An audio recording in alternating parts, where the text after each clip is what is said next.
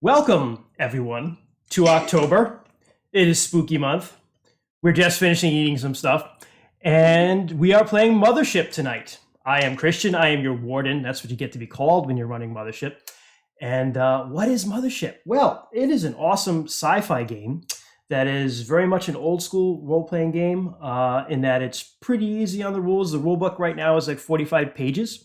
I've read most of that. None of us have played this game, so we're going to kind of be learning it as we go. So we might have some moments where we have to look some stuff up. So hopefully you're patient with us. But we're going to have a lot of fun. Typical disclaimer, this is a horror game. We are all over the age of 21. I curse a lot, personally. And this game will contain some elements that might be spooky for people. In particular, some body horror. So if that's something that you're really sensitive about, probably not for you tonight.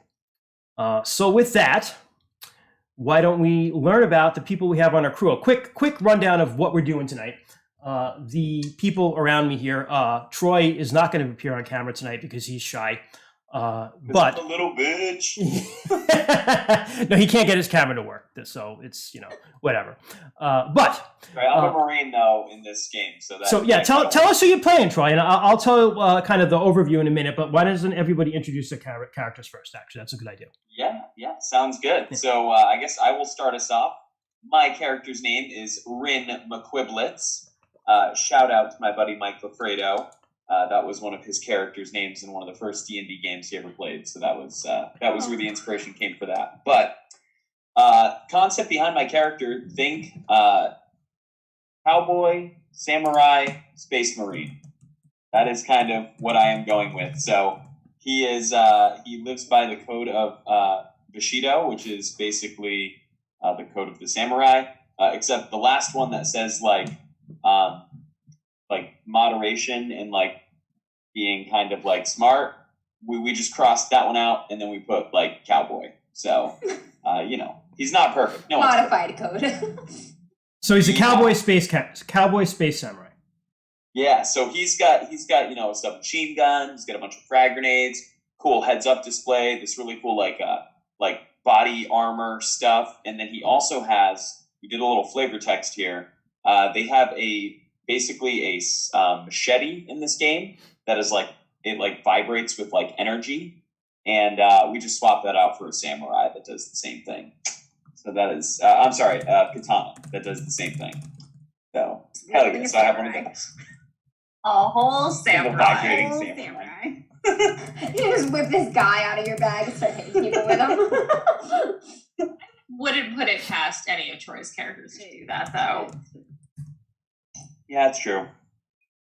Yeah, I think that's kind of a Rin McQuiblets in a nutshell. Oh, important thing to note: he in a previous mission that he did with the rest of his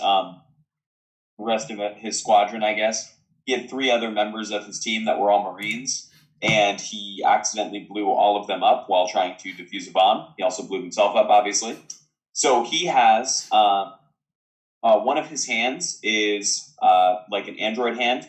And then his arm is an android arm. So his other arm. So he has 2 prosthetic hands, and he has 1 prosthetic arm. And they're like high-tech android arms. We're just getting closer and closer to like Cowboy Bebop, Firefly, Warhammer 40K mashup here. Pretty much. Pretty much. Amber, tell us about Captain Sydney. Right. I'm playing Captain Sydney Daniels. She is a starship pilot. She's prior service in the military, but she got out, and kind of what helps her with some of the difficult things that she experienced there is just staying on the move all the time. So she's been just living the freelance life, taking different crews on different missions to different places as a way to just keep moving. And she does what she can to ensure the success of each mission. She takes her job and her professionalism very seriously. And we will see if she has met her match with this new crew. And Sarah? Tell us about Tuesday. Hey, I am playing Dr. Tuesday Hendricks. They are a fresh out of their PhD program xenobiologist with just the brightest pink braid mohawk you can imagine. They've always got either their headphones on or in their pockets, just listening to some sort of very loud music that's definitely not good for their ears. and they are way more interested in studying aliens than they ever have been in people. They're a I was like, I'm gonna trust that Sarah took medicine of some kind, but maybe not. No, I'm a Great. doctor, but not that kind of doctor. And Jess, you're last but not least. Yeah, last but not least, I am playing Dr. Princess Moonstone. I also do not like people. I am a scientist, geologist type of person. I like planetary terrain, botany, that sort of thing, studying soil, minerals, stuff like that. Yeah. Nice. So that's I hope Rainey watches this as we're bullshitting like geology. He's in chat. He's in chat. So rolling in his fucking. he's in chat, and so yeah. So my disclaimer is that when I wrote this, I was mediocre at best at high school science, and I was an English major, so I don't know any of this shit. I just made it up. So I'm gonna cite it as if it's hard scientific fact, and I'm sure I'm fucking wrong. So there you go. Okay, Rainey will tell us all the way Yeah, he will. about rock and soil. I'm actually, but Rainey's going to be with us in spirit. So we are, the premise is this. It is October 1st, 2990. Y'all are on a ship that Captain Sydney's the captain of. You never gave me a name of the ship. So do we have a name for the ship? Naming it Rainy. No. Rainey's actually. Oh, but. Yes, Rainey's your. Yeah. The ship's name is the Aries Dare. Aries Dare. All right, sweet. Well, I like that. I'll write that down right now. So we made got you captain. Yeah, We I did. made me captain. Oh yeah, huh? With my bare blood covered. so we've got the Aries Dare, which has been chartered for a scientific experiment by the University of Tau Ceti, and we have the two good doctors are being taken out to this very remote part of space where there's a system called Cassio 24, which is a star system where the stars become a red giant, which means that it's past its normal fusion. It's going to be dying in the next very long time by our time frame, but short time on an astrological time frame. But long distance scans and some survey vessels that have gone through here in the past have detected that, hey, there's a planet in this system that at some point in time might have held life. So having a geologist and a xenobiologist, this is a little university expedition to go and see, hey, what happened to this planet? What happened to the life on it after the star went red giant? It's probably not there anymore, but can we preserve some of this biological record before the thing just completely gets nuked? And also on that ship, we have Rainey, the android, who is responsible for keeping everybody alive while the ship jumps through hyperspace. Because part of the Mothership lore, which is very, very cool, is that normal people typically do not want to stay awake while the ship is in hyperspace because they see strange things and go crazy. And it's not always that healthy, even for androids. No, Lord. Yes. Oh. And there's also an extra crew member who's there as backup by the name of Rosa, who's a teamster, who's a replacement for one of these people in case they die. Basically, Final girl. Rosa. basically, Rosa. Her name is Rosa Backup. No, she had an actual. We made Rainy an acronym, right? It's a Rainy standard for robotic. Oh shit! What was it? Hold on, I put it in. Expeditionary. Robotic Expeditionary Navigation Entity. Rainy. Yes. Yes. I like it. I wanted one of those E's to be expendable, but. So let's start off with this. So it's October 1st, 2990. Who wants to go first and describe a good dream their character might have had or is having? Nobody wants to volunteer at first, huh? Guard. I mean, I was raising my hand. You didn't see it. Go for it, Rainey. What's one of Rin's really good dreams?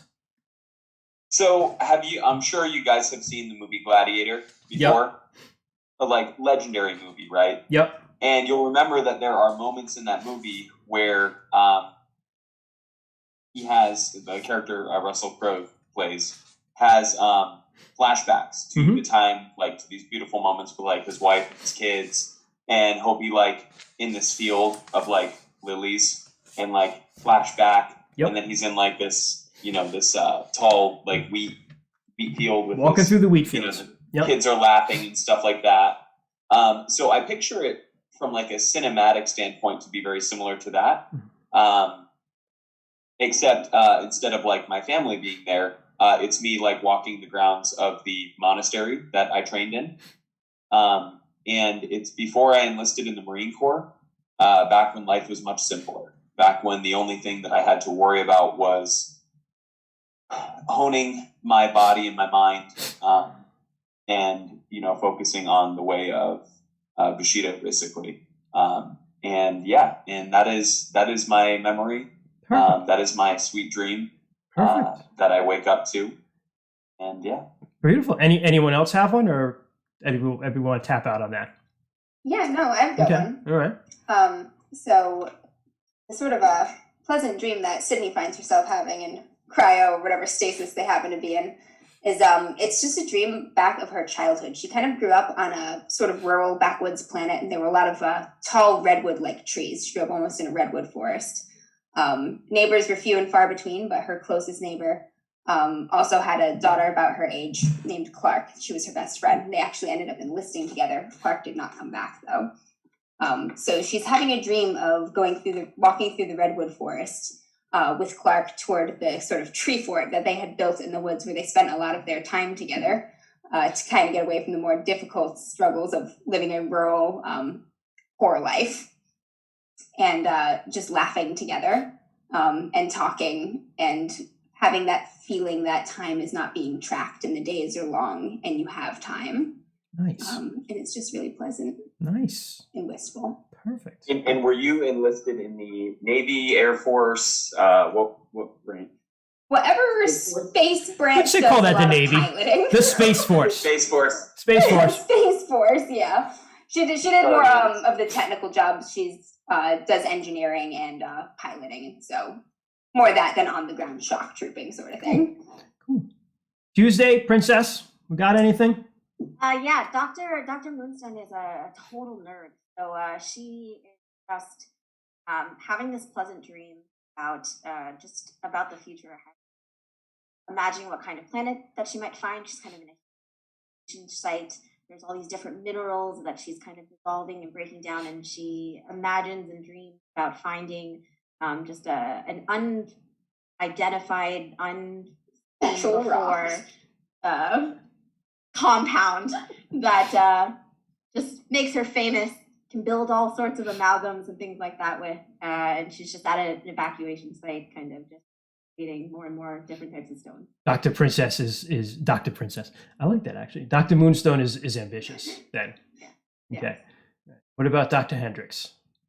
Yeah, in a surprisingly kind of chill dream for Tuesday, they are on their own floating in space, but they've got like a jetpack with endless energy in their helmet. They've got their tunes. They're just floating through space, kind of looking at the world around them.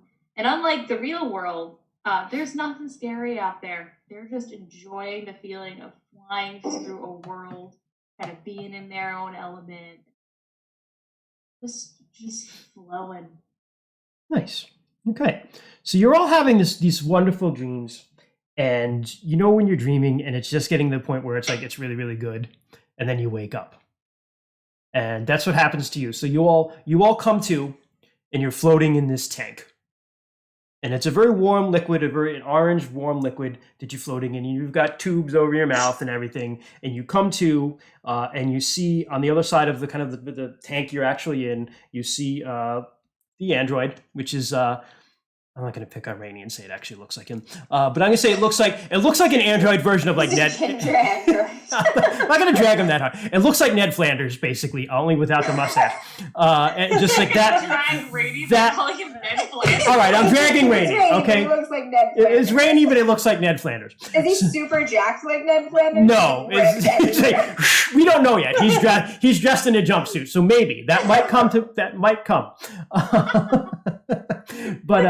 But you come to, and you're all like, oh shit, yeah, I was in space, and the fluid just kind of drains out, and you're wearing a bathing suit, and the tank opens, and you step out, and the air in the ship is, it's air conditioned to that temperature that's not quite warm, but not quite cold. So you're kind of a little chilly, especially if you're wet because you've been in this tank for God knows how long while the ship has been in hyperspace. And Rainy's like, "Hi, we've arrived. Perfect. We're on the outtakes. We're on the outskirts of the system now, guys. Why don't you get ready, and I'll meet you on the bridge."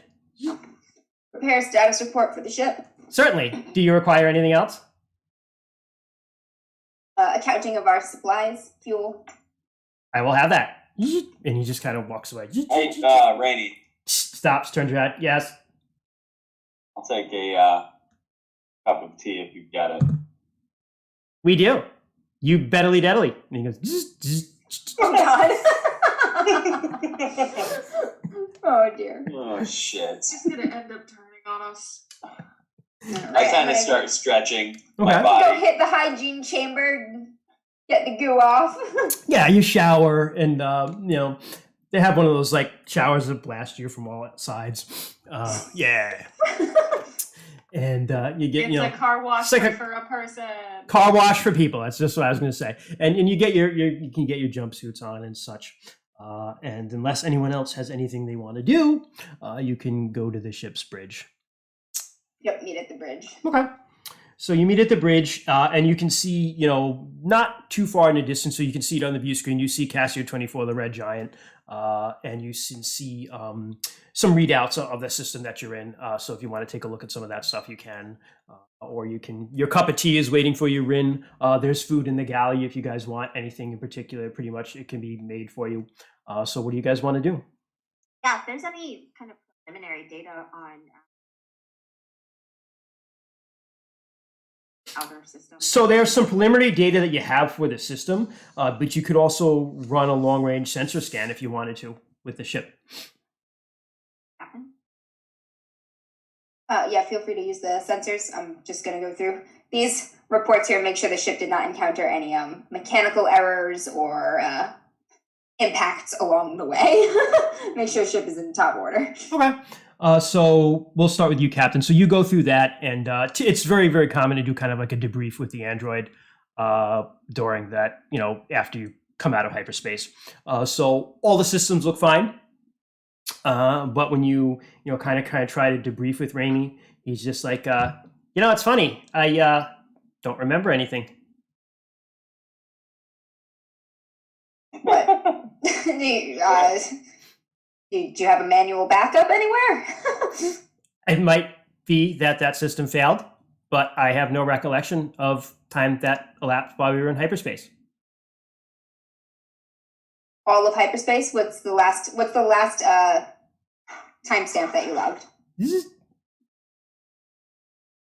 September 10th, 2990, leaving Tau Ceti. That's 20 days of data gone. I have. Give me. You can give me. What skills do you have? I have my closest skill to robotics and artificial intelligence is engineering. Okay. So I have engineering. I also have mechanical repair.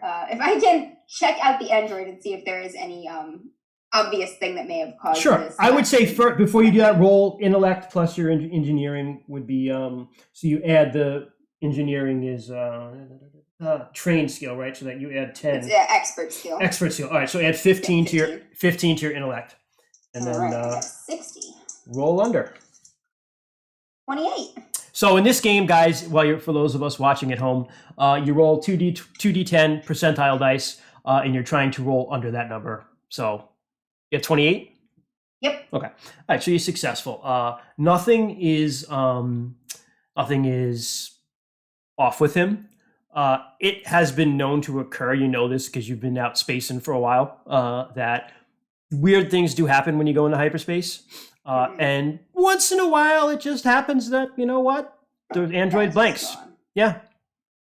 Typically, it's the super, because seafaring people and spacefaring people are superstitious. That's considered bad luck.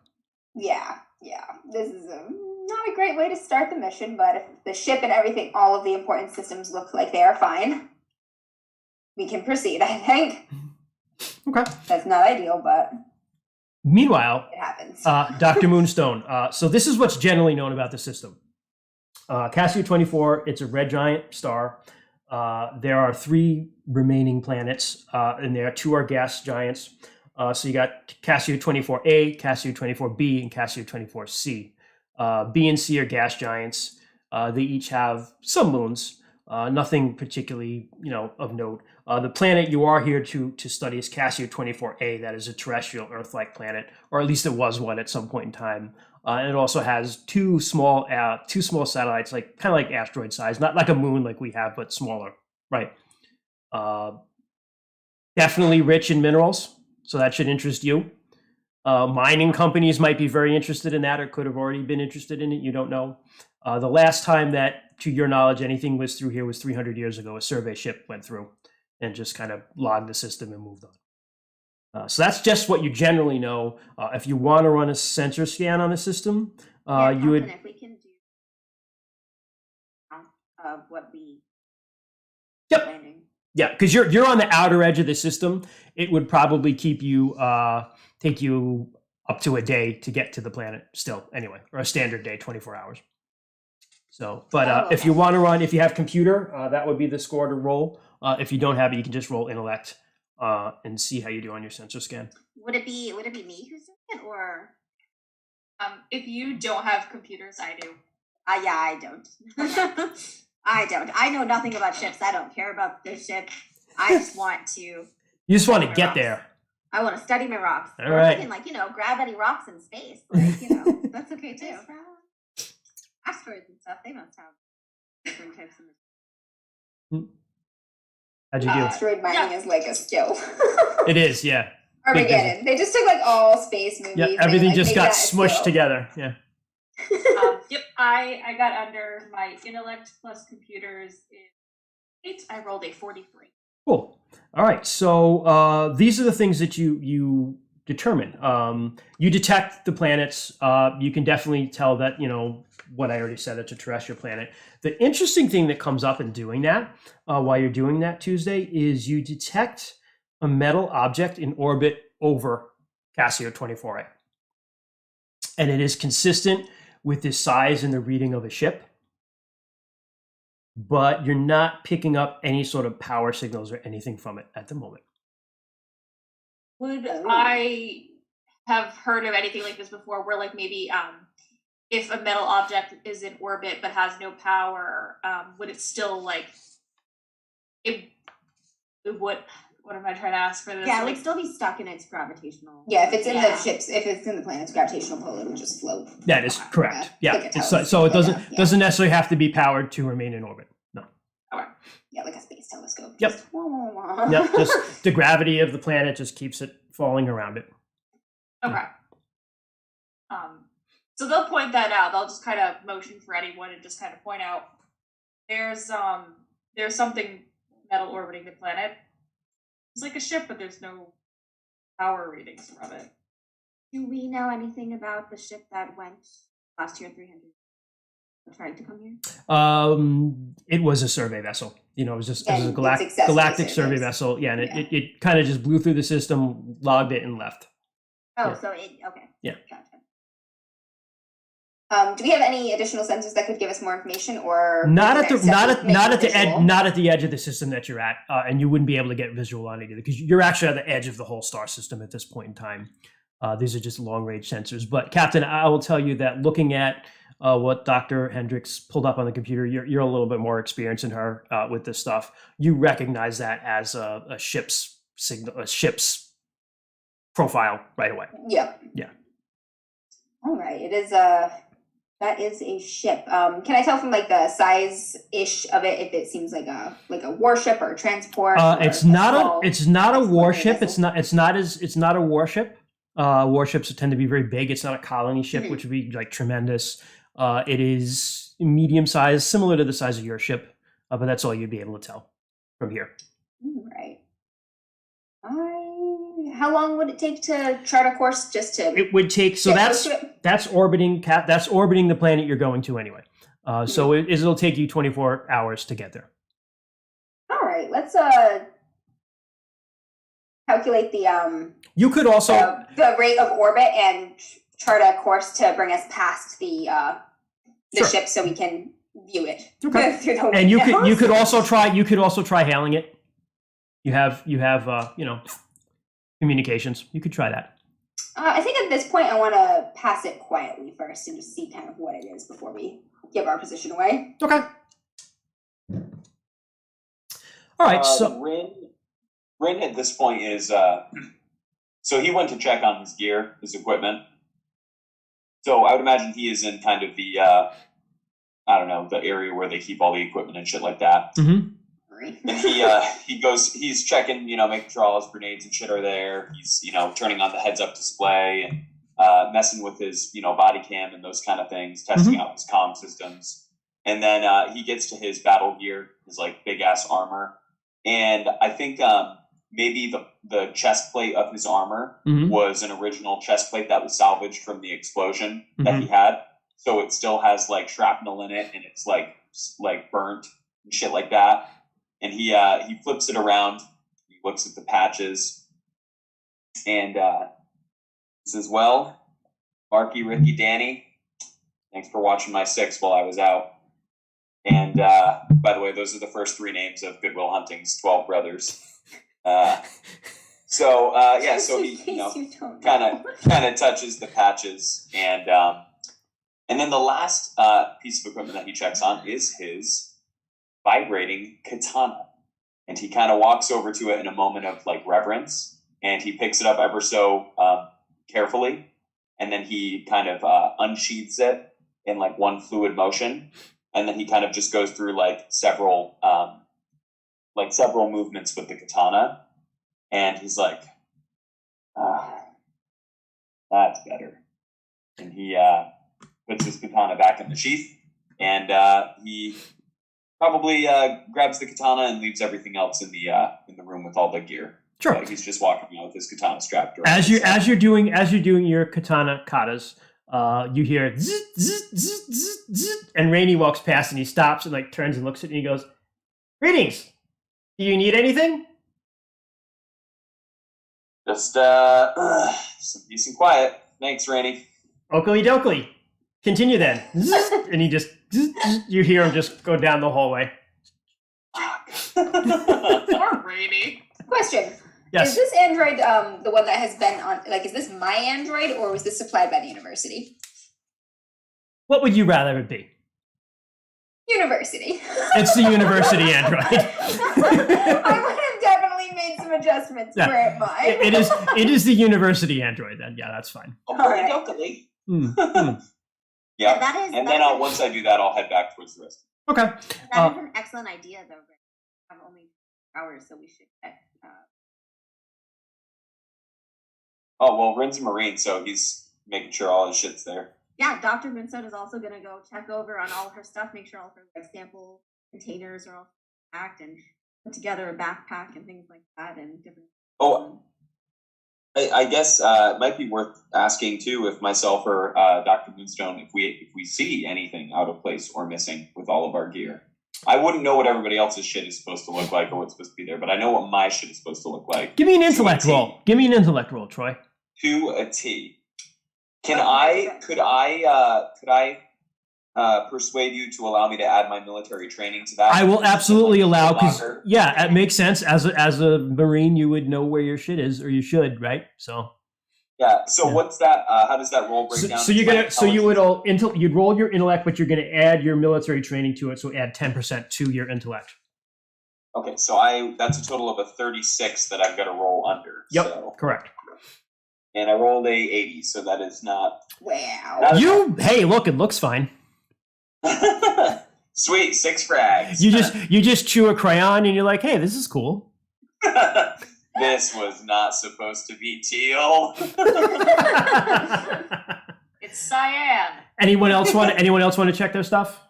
Yeah, I think I'd want to check my. Same thing. Give me an intellect roll.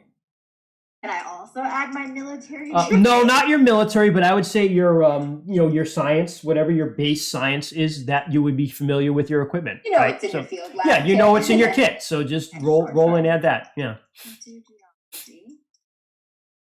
So So I have a 53. And I got a...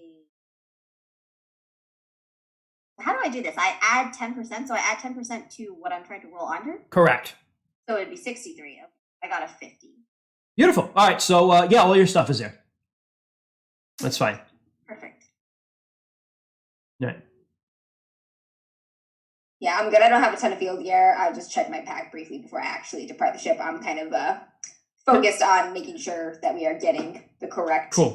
You're plotting. You're actually, while this is happening, you're actually in the bridge and you're plotting the course. And while you're doing that, you hear coming up behind you Rosa, who is a larger woman. Got some tattoos, side shave with a cool tattoo on her head. Wearing she's wearing the jumpsuit, but it's very, very kind of stained because she's the mechanic, basically. And she's just Rosa's my girl. yeah, she's like, hey, Captain. Yes. Anyone who has to play Rosa now has to do an Australian accent for her if you die. So Right. I've established that. But Captain Sydney doesn't. No, hey, Captain. So I checked the engine and all that, and everything's looking good then, isn't it? Excellent. Keep me updated if anything Sure. changes. I got spooked because that freaky little droid, he didn't remember anything. Yeah.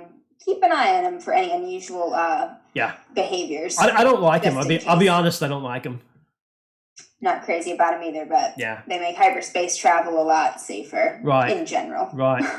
Little geek. All right. Well, I'll keep an eye on him then. Thank you, Rosa. Right. And he's not even in chat to defend himself. Fucking wallabies. Dr. Tuesday, is there anything you want to do in the time between your arrival and getting at the planet? Tuesday's been keeping an eye on long range scanner, Okay. and seeing if anything picks up, because ever since they saw that a ship is there, Mm-hmm. it's kind of freaking them out, but they're also kind of interested to see if there's either A, life on it, or Yeah, I was just B, gonna say. data on it. Okay, so I would say give me another roll. Yeah, Dr. Hendricks, when we get Give close me- enough and to give scan yourself- for life support system. Give yourself a bonus of like 10% because you already scanned the thing. So Is this another computer's roll? yep. So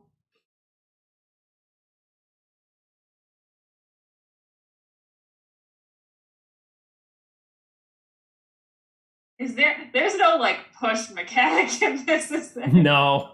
Okay. I mean we can make Yeah. one. It's a 44-page fine. rulebook. I'll add whatever I want.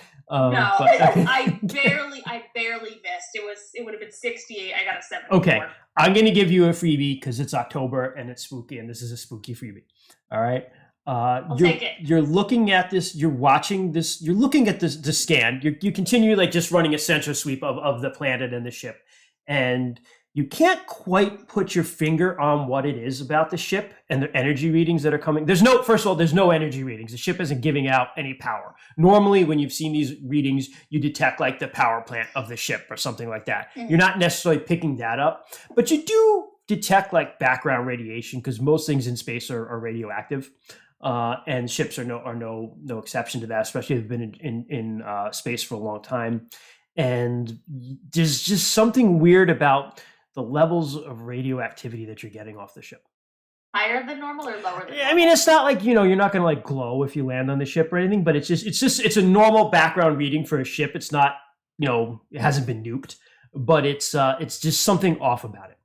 Oh. But you can't quite figure out what that is.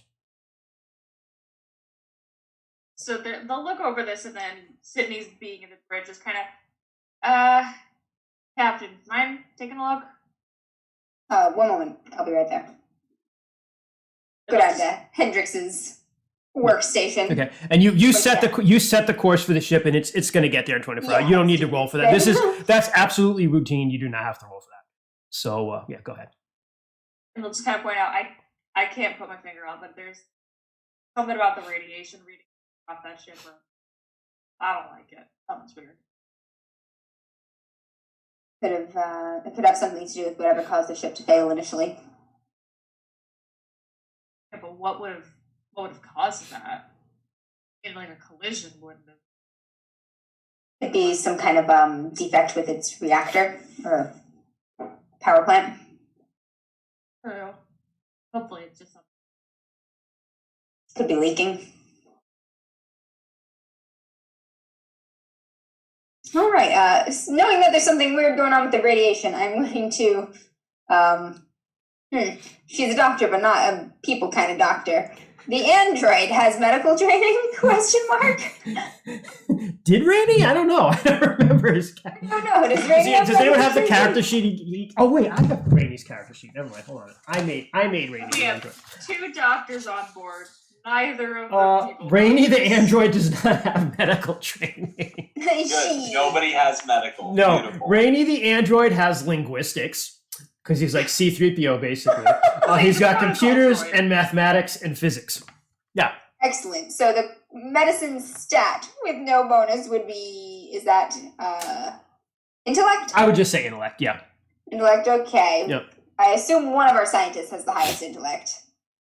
Okay, the most not specific knowledge about medicine. I have a 50. Then it's you. Mine's 48. My stats are not good. You didn't pay much Okay. attention in college, Tuesday. They're fresh out of Oh, school, man. Rosa, however, has first. Oh, Rosa, sweet. Great. Yes. Okay, God, Beautiful. Rosa. Jess, keep I'll, her sheet contact handy because Rosa on the comms, and I'll say, prepare, have the like whatever our radiation decontamination chamber or like Yeah, course. you have a med bay. Achievements ready. Yeah. the ship has a med bay.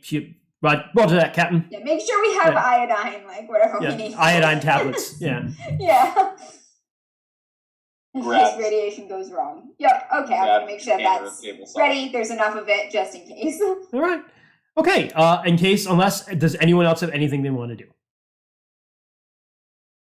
No, ready to try to get a peek at the ship. Okay. So 24 hours goes by. You do have very comfortable cabins on the ship. It is, you don't have like bunks. Everybody has their own stateroom, so you get to sleep a nice night's sleep, comfortable, not in a tank.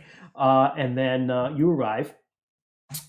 Within 24 hours, you get the notice coming over the computer on the loudspeaker that you are coming up on the planet and approaching. Right.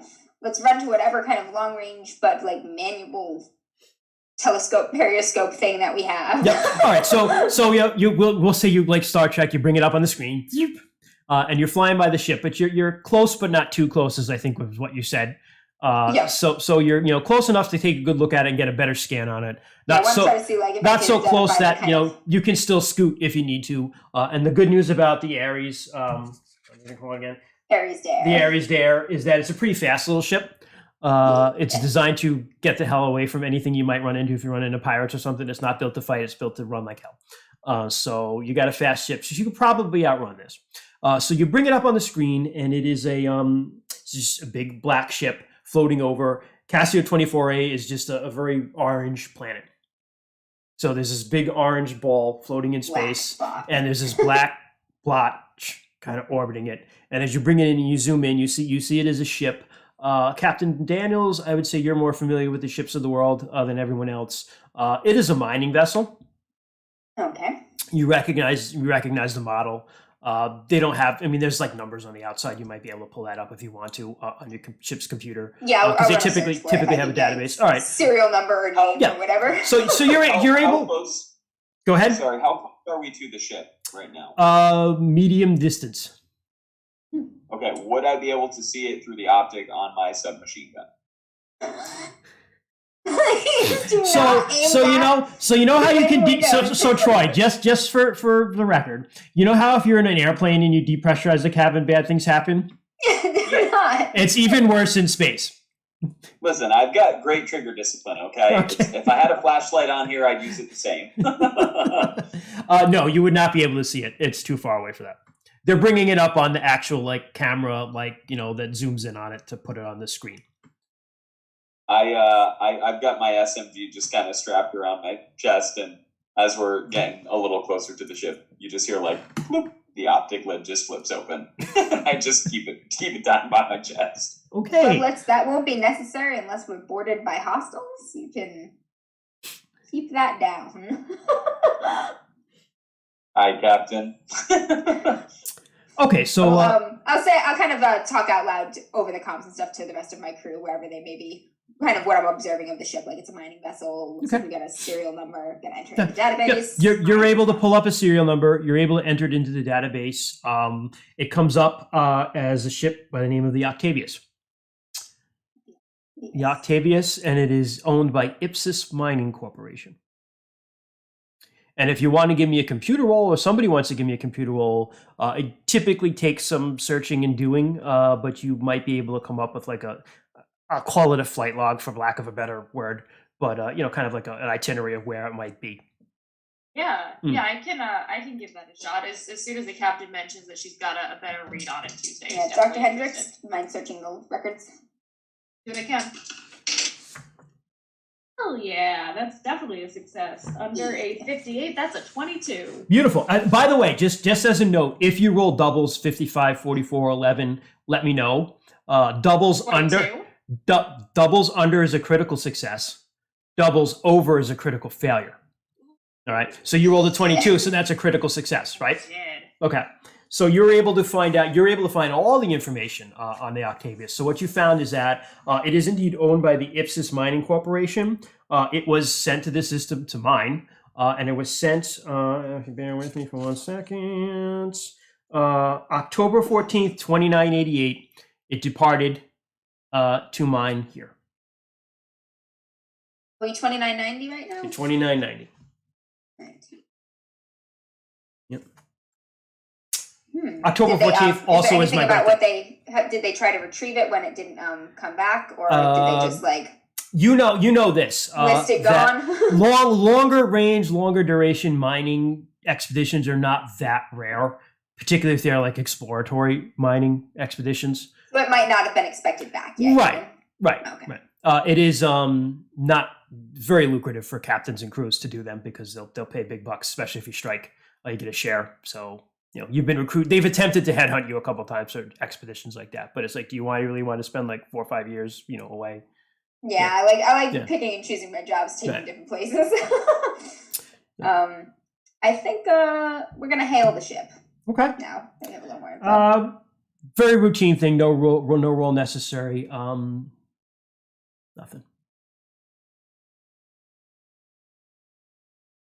And no signs of visual external damage from what we can see. Nope. Everything you see, the ship looks fine externally. It is not typically, there'll be some lights and stuff on the outside of the ship that are on or operating, kind of flashing or whatnot. Different sensor arrays, different things like that. Beacons. None of those things are operational. You don't see anything. Does it have guns? It has the same thing that your ship is equipped with, which is a laser cutter. So kind of a heavy duty laser cannon. Is that like a point weapon, or does it have like a? Yeah, it has a turret. It is used more often for blasting asteroids and shit like that. That's why you have ones if you need to shoot something out of your way. You can in a pinch use it to defend the ship, but it's more for that sort of stuff. Pretty much, yeah. Right. Choices. Do we check out the ship, or do we go ahead and land on the planet first? You can also scan the planet. You're close enough now if you want to do that. Yeah, let's take any additional scans for the planet before we decide.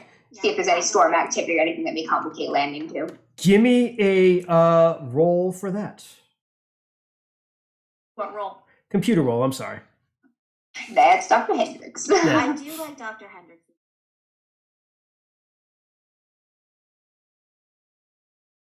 On it. Oh, that's true. It's a mining ship, so problem has landed. I got nothing. 65 over 58. All right, so you scan. I mean, you're still going to get something. You scan the planet. There's no atmosphere. It is rock, lots of minerals. There you go. That's what you get. It is a big rock with no atmosphere floating in space. Yeah, Tuesday just kind of looks over, just goes, Moonstone, you're gonna have a field day. Yeah, at first Dr. Moonstone did not care at all about this floating object, this ship, but once Dr. Hendricks, possibly some sample there. We'll check out the ship first. Yeah, I think that's a good idea, actually, especially if something went wrong on the planet. We're less likely to encounter the full force of whatever went wrong on the planet and just the after effects on the ship. So on the planet, no atmosphere, just a giant rock, mineral kind of life, water. Not detecting any of that stuff. Nope. Which, by the way, was pretty much expected. It's within the heat zone of the sun at this point in time, where that stuff would have just been. May have had life. That just got blasted away. So your expedition is that this planet was detected. It was the sort of planet that would have matched the profile of a planet that held life. Hey, let's go see if we can find like some alien dinosaur footprints and shit like that. Yeah. All right, I think I'm going to bring us in close toward the ship with the intention of potentially docking. Yep. So you have a docking arm on the ship, so you can definitely do that. That is a pilot roll. All right, let's do this. I'm gonna just crash right through the ship. Be like, we're gonna land on the planet next. I'm scoping it out with my. Ooh, 19. Beautiful. I definitely nailed that. What was that, Troy? I'm scoping it out with my optic. Okay. God dang it, You see a ship. You see a metal ship through your optic. Hell yeah. Okay. So Captain Daniels, you're able to just bring the ship effortlessly, like right alongside, close enough. Extend the arm, boom. You parallel park it, and you hear the boom, like as the gimbal arm kind of extends and hits their hull, and just kind of puts that seal on, and you are attached. Great. If there is any possible way we could access the ship's computers from docking without opening the seal between the ships first, I would like to try to do that. I would say that you can try to do another computer roll to do that if you want to. Yeah, Dr. Hendricks, see if you can get anything off the ship before we open the doors. Yeah, it's the future. There's got to be like Wi-Fi. Then just plug that USB in. Says the arm. And it's like, we're sorry, this ship is Apple. You're like, God damn it! Flip the ship over, wrong way. USB, flip it over again. Fuck. That's a success. 31 under 58. Okay, you're not able to access the ship's computers, but what you're able to determine by this proximity that you have now is that the ship still has power, but it's an extremely low level of power, like less than even what it would be able to keep life support on. It's just like barely on. But there might be like one light on. Correct. It's just just enough power. You can see the Wi-Fi network name. Yeah, it's right. It's like you have like less than one bar. That's what it has. But there's also still an atmosphere on the ship. However, the life support is not functioning. So the air that's on that ship is that's the air that's on the ship. It's not going to be replenished. Yeah, the oxygen could have been depleted by survivors, right. Or it could just deplete once we. Okay. But you are detecting air on the ship, so there's air in there. Okay. That means the hull wasn't breached. Correct. At least not in the whole thing. Yeah. All right. All right, everybody, suit up. Void suits on. Take necessary contamination procedures. You want me to stay here then, Captain? Yeah, leave Rosa. Oh, this is Rosa. Okay. Yes, Rosa. Yes, yeah. Australian. Yeah. Yeah. You know what? Keep an eye on the android. I trust you. As you said that, Rainey's in the gallery, like making coffee, and he's like, "I'll have a nice warm coffee for you when you come back, crew." Much appreciated, Rainey. Ad Victoriam, soldier. Yep. I will leave Rosa in command of the ship with the instruction to kind of keep an eye on Rainey for now, and to let us know if run the ship scanners every now and then. Let us know if she picks anything up on the ship or any anomalies or new things come up at any point. Right, we'll do. We'll do. Christian, can I assume we all have like an intercom in our helmets, or we're all connected? Yeah, short range comms is absolutely part of the vac suit. Yeah, so everybody has that. And Troy, your armor functions as a vac suit, so you're good. Okay, cool. I go ahead and don all my gear, and I've got my body cam hooked up, and I'll probably have that Rosa. Okay. So she can see what I see from my body cam. Okay. I go ahead and mount my flashlight to my. All right. And I'll go ahead and put my whole suit on, and then the last thing that I put on, I've got my katana on the side, and then I grab my cowboy hat and I put it on top of my space helmet. Oh yeah. It's like Velcro. It's just Why was I not prepared for the cowboy it's hat? Velcro's his cowboy hat on I top of was the not space either. helmet. Amazing. This is a horror game where stealth might come in handy. I should totally have fucking spurs, metal spurs on my fucking boots. You can. I actually now insist that you have spurs on it. Beautiful, done. All right, you have. So you guys are like putting your vac suits on, and you hear ching, ching, ching, and this asshole with a cowboy hat on top of his armor and spurs like walks out with a big katana on I his back. swear, McQuiblets, if you puncture somebody's vac suit with those on accident, we're gonna have more than words. I just kind of look at you and like with like a just a total straight faced expression, and say, "Puncturing vac suits is why I have these on my feet." I just like about face and keep walking. All right. Okay. Suit up these Tuesday just like Marines. looks between Dr. Moonstone and Captain Daniel, just like, have either of you worked with him before? Is he always like this? Nope, he is a mercenary supplied by the university for protection on this expedition. Nope, never. How much do you trust your institution? Look, He's there on the GI Bill. I wouldn't be too. Just kidding. my degree is all theoretical. So what I'm do gonna you? say that the whole crew here is from the university, whether they're freelancers or like staff. Yeah. Except for Rosa. Rosa has been working with Sydney and stayed on for several jobs. Sydney, like, There you so she knows the ship. She takes care of the ship. They work well together. Nice. What does everyone have for their loadout? Why don't we describe that for people? Yeah. I've got an exploration kit for my loadout, which has a vibe machete, which is a machete but higher tech. A rigging gun, which is exactly what Ripley used to kill Alien in Yep. Alien. A flare gun, first aid kit that no one but Rosa can use. My vac suit, long range comms, oxygen tank, survival kit, water filter, locator, rebreather, binoculars, flashlight, camping gear, and some MREs. Nice. Basic survival gear. Basic survival. Troy, we know you already kind of went through your stuff with your body armor and stuff, so we can skip you because yeah. Yes. I also have an electronic toolkit, which is probably the only thing I didn't Nice. mention. Very good. But you're armed to the teeth with some frag grenades, a vibe katana. And What's a stim pack? so that is you slap that on if you're hurt and it kind of keeps you going, man. Oh, all right. Think- Hell you- yeah, I get some cocaine. Yeah, basic. You know, Saving Private Ryan when they keep sticking the morphine in the guy's leg. Yeah, That's Yeah. basically that's it. Hell yeah. I was gonna say, if you've ever played Fallout, Stim Pack. That's Yeah. what you- Boom. That's You what I just, thought of, yeah. yep, keeps you going, keeps you kicking. What do we got, Dr. Tuesday? Dr. Tuesday actually has the examination loadout because Okay. that's just what they always have. Yep. Couple little things, no actual like damaging weapons, stun baton, trank pistol, a scalpel, which is just cool. Mm-hmm. Med scanner, some pills, some stim packs, and a cybernetic diagnostic scanner, Hell yeah.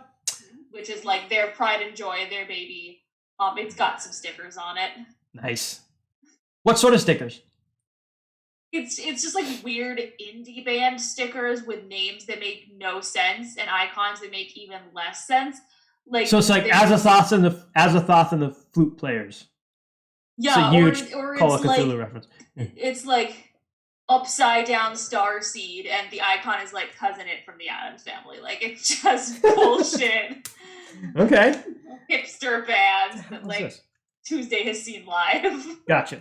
Tuesday hangs out in like space coffee bars, basically, is what you're telling us. And like weird underground clubs. Like Gotcha. they're a horrible combination of a scene kid, a goth kid, and a metalhead. AKA Awesome. Middle school Sarah's dreamboat. Awesome. and Dr. Moonstone, what do we have? I have the same as the captain. I've got an exploration pack. Okay. I would say probably in addition to that, she's also got just like a chemistry set, things that measure soil and land stuff. Okay. Oh, yeah. And stop. Land stuff. Land stuff. And stuff, baby. Our one scientist. She's just like, yep, that's dirt. Okay. You can. Yeah. Dirt is dirt. Okay. All right. So you're all loaded out. Who's going through that docking arm first? I think McQuiblets, actually. He's here for protection. That's his job, so. Oh, I mean, what Mercenary are we takes going point. to encounter? Caution. Yeah, I also have the flashlight Caution that's is the attached rule to of a the day. gun, so Yep. you don't want me shining that for illumination behind anybody. Yep, so McQuiblets is taking point. Okay. So Rin, you're taking point. Who's after him? Who, me? Okay. Data. So then we got Not that I can do anything. I'll take up the rear. I also Right. have some. captains at the rear. All right. So Rin, you get to the door. Basically, it's the hull of the ship. There's an exterior door. You're actually going to have to put on. There's no power internally on the ship. You're actually going to have to put. You're not going to have to breach the door, but you have to put like a like an iPad. You're going to like stuck on it, program it to just open because you're going to have to basically like you have to jack this thing open on its own because it's not opening from the inside. So you're able to do that. I'm not going to ask for a roll. So you put it on. You work it. You do the program you need to do, and it works its way in and kind of forces the door open. As it does, there's this kind of like and rush of air from the ship out to you of sealed air that's been sealed in there for what seems like a while, kind of like opening a tomb, and the air rushes out. And what you see inside is black hallway, but with very, very, very low power running lights just along the downside on the floor on each side of the hallway. It's a round hallway. Here and there, the lights are out, and there's just pools of blackness. Captain Daniels, you know that this is an example of a ship running on like the absolute bare minimum, barely alive level of power. Dregs the battery. The backup Yeah. generator's dead. This is Yep. even. And instantaneously, also the thing that you detect is that it is freezing fucking cold in there. Like that air is cold. Yeah. I was just going to ask if we had a portable battery pack or a small generator that we could use just to power some of the lights on the ship. You would have to put that into your. You could mainline that basically into the power core if you wanted to. You'd have to find that. Yeah, I mean, I would say I'll probably grab that. Okay. All right. Turn on our helmet lights. This actually, Troy. This is what I would say about that. That generator pack is fairly large. Think the size of a generator that you would plug in your own house. So to drag that around, if you're going to do like a sweep of the ship first, you would be severely inhabited with that, to kind of drag it with you. So that's the sort of thing you could. We'll just wheel I'll it to leave the it at the door. entrance to the Yeah, ship. you can come back for it. Okay, so you've got a hallway. You got two directions to go, left or right. What do you want? All right. What I know about this model of a mining ship, which one takes us to the bridge? Right is tight. Left. Left. All right. Fuck Take you, a left, Troy. McQuiblets. Yeah, okay. I kind of like say under my breath.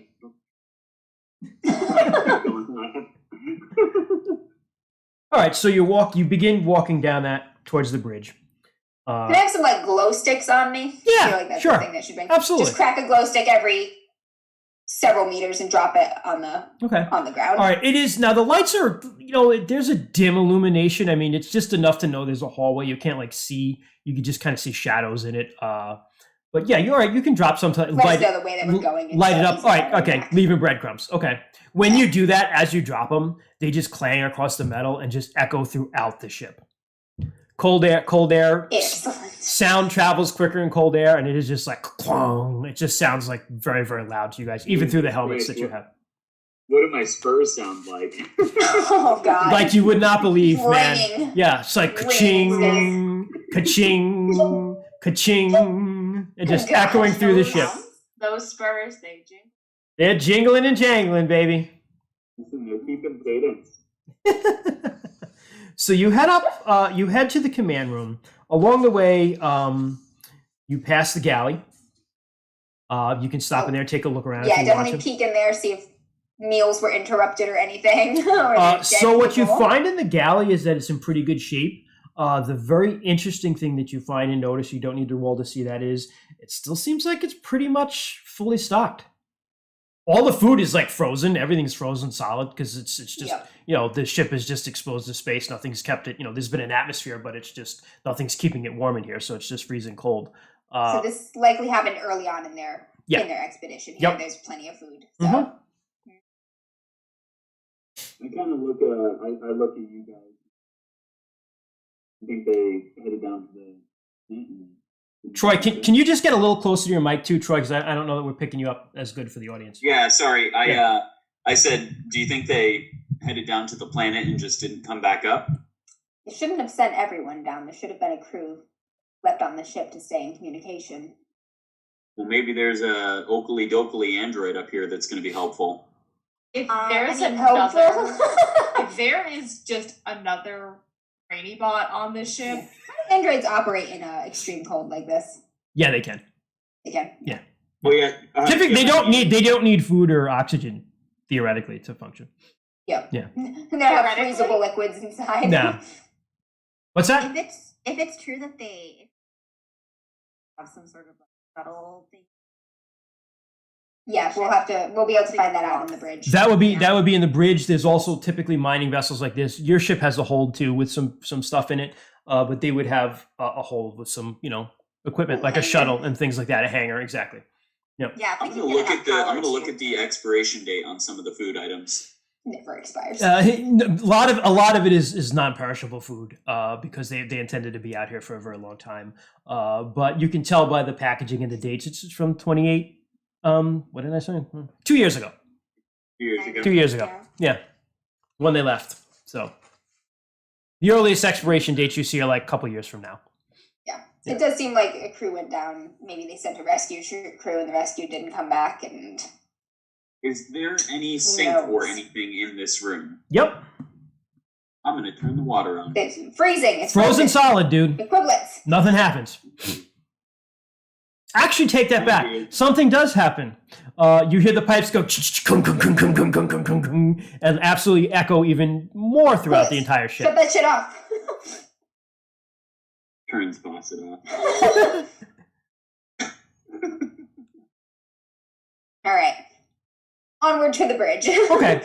See, you get into the bridge, and it's very similar layout to yours, where it's you got the seats and like where like Mr. Sulu sits and everything, and the captain's bridge and different sections for different things.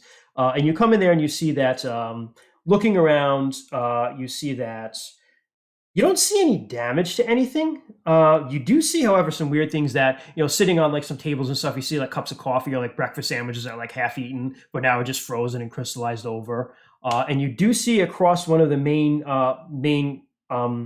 screens, a viewing screen, just like a splatter of some sort of liquid. And then there's a red handprint right by it.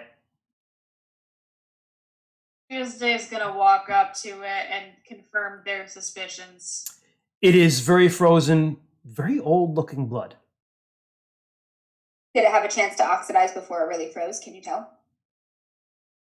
Same. I'm going to look at the sandwiches and coffee too. Like, did it mold before it froze? Like, or did the cold come on fast? No, it molded over. Okay. Molded over. Same thing with the blood. It dried and it so froze. it looks like like stuff Yeah. did decay for a Yeah, while. nothing like flash froze. Yeah. Okay. Yeah, I'm gonna check the for the ship. The computer system is not operational right now. Yeah. Is there anything we can pry out of here and take back to our ship, like hard drive, anything like that, to try to access? You could. That would be knowing about the systems. You could pry out like the black box, basically, but that would take you a while. It would probably take you a couple hours to kind of drag that out if you wanted to. All right, so we'll finish the sweep first, and then I do intend to come back for that. Okay. Now, here's the thing: if you could find, typically captains keep logs. They don't necessarily keep them on that hard drive. They typically use something like a tablet and just record it on their own, so it's portable. So you might be able to find that somewhere. All right, yeah, I'll look around in the captainy places in the bridge first, just in case. If not, you look at the captainy. The captainy places don't have anything that don't have that, unfortunately. Like in the glove box, like Yeah, no. It's like really quick, Christian. So I don't know. I would imagine they probably have some sort of AEDs on this ship, like defibrillators, like portable defibrillators? There would be a med bay. Are there any portable defibrillators like just throughout the ship? No, nope. No. Okay. Science has advanced, man. They just probably like give you a pill and drag you down in the med bay. Okay. Yeah. Well, I'm just keeping that in the back of my mind because that is something that may still have electricity. Yep. And we might need it for something. Could act as like a charge or something if I need to make an explosive. Duly noted. Okay, yeah. So there would be knowing what you know about ships, I would say that, you know what? They'll definitely have that in the med bay. Something like that. I'd go over to Dr. Hendricks and kind of inspect the blood and stuff with them. I'm gonna look for any look around to see if there's any bullet holes, laser marks, cuts anywhere, like a slashing weapon or anything was used, and try to see if there's evidence of what was used to injure the person who bled in this way. You are not able to. Are we at the site of the blood, or are we seeing it through a camera? No, there's a blood splatter across one of the computer arrays and a bloody handprint on. Check the seat, see if they were attached to the seat. No, you don't. You don't see anything. You can't tell. But there's no body. Nope.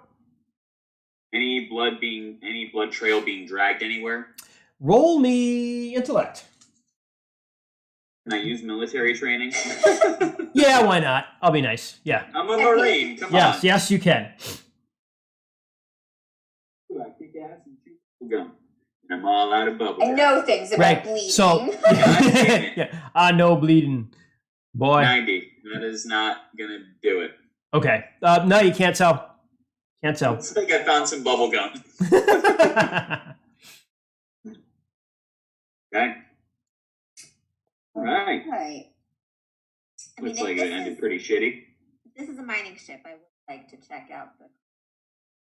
So there is. So I'll stay with Captain Daniels is the most familiar with these ships. So Rin, you've spent some time on them too. Typically, there are a couple decks. There should be crew quarters somewhere. There should be there's definitely a hold where there would be the samples and things like that would be in the hold. There would be an engineering room where there's the engine room and arrays of escape pods and things like that. There'll also be galleys and things like that too. So. All right, I am going to use my knowledge of ship layout and a little bit of my military training to think of kind of the most obvious, smartest route to do a sweep in. Let's go from top to bottom, do a sweep. Now we've gone to the bridge. Probably. So the clearest thing on this level would be the next one would be the crew quarters. Then you would go down into engineering in the hold and things like that. Straight to the hold. Because there's evidence that there was violence on this ship, and we want to make sure that there's not a mad android running around getting behind us. I do want to make a pit stop. They're not organic matter; they don't decay. Pit stop for Rio, Troy, or Yeah, I do want to go to the med bay. Oh yeah, that'll be the whole ship. Yeah, you're gonna clear the whole ship. All right, so this level, med bay will be lower. So on this level, crew quarters would be the very next thing. That's the most, all right, the go closest, down the hall, closest stuff. So there are 12 rooms. You sweep them one by one. One of the first ones you find is a bigger kind of stateroom that you would think would be the captain's quarters. Look for a tablet there. Yeah, so you look through it. Very nicely decorated. Some classic sort of stuff as far as collection of books about old sea books like Moby Dick and stuff like that. And you also find a tablet, iPad. It's frozen. It's probably dead. You may be able to revive it on the ship. Exactly. It's not functioning right now, but you might be able to get it back up and running. Pack that. Okay. Going through the couple rooms, you find some beefcake or cheesecake sort of poses, like Rocket Girls, Teamster men, the firefighter men, things you get, the Teamster men, hey. Like a firefighter calendar, but one of those hot, firefighters, but with cute animals. Calendar. Yeah, like one of them, but it's Teamsters in space. Kitten, but it's furry aliens and Teamsters in space. I give the air a whiff. I'm and then I look at the pictures and shit on the wall, and I'm like, Marines live Wait, no, you do not give the air whiff. You keep your back. You got a helmet on, dude. You can't give No, it. I do it through my helmet. Oh, okay. I got you. And then I go, Marines were here. But you do eventually, you come to this one room and you walk into it, and the bed is overturned. There are scorch marks that you recognize right away as laser burns on the walls and several bullet holes. And there is a mattress kind of laying on the ground that is just awash in frozen ancient blood. Well, shit. All right, let's clear this room in particular tactically to make sure we, weapons first around corners and shit. Make Yep. sure nothing's hiding behind any of these overturned mattresses. Okay, your flashlights, and again, this is all in the dark, so your flashlight beams are just looking through it and everything. And so it's it's a very intense experience because every move you make also echoes throughout the entire ship. But you find nothing in there other than what something really awful happened here. No bodies, right? Just No like bodies. people out Nope. there. No bodies. Probably enough blood that somebody died here. Someone died. Yeah, like bad here. Yeah. Any pieces of Troy, you gotta get close to your mic, dude. Bro, you keep Sorry. moving too far away. Yeah. Sorry, any pieces of like cloth or glass or any parts of a suit, perhaps, anything like that? Nope. Nothing you can. No. Someone is taking and moving, Voting them. You said there were guns or bullet holes and bullet marks and stuff. Bullet Laser holes blaster. and also scorch marks from lasers. Yes.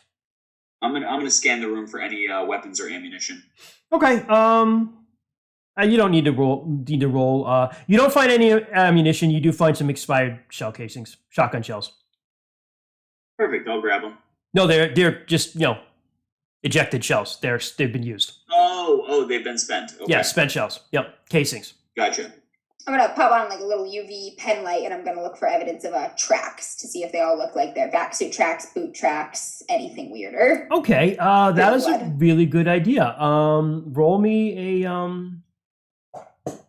I don't even know what to ask for that one. Intellect plus, I would say, your military training, I guess, if you want. Yeah. Yeah, I'll take Yeah. that. Got a 47, which brings me under my check of 55. Okay. You do find some very, very faint tracks, and you're able to follow them, and they lead to the stairs down. What kind All of right. craft? Do they look Boot like prints. back suit or regular? Regular just boot boots prints. you'd wear around? Yeah, regular boot prints. All right. Somebody made it out alive.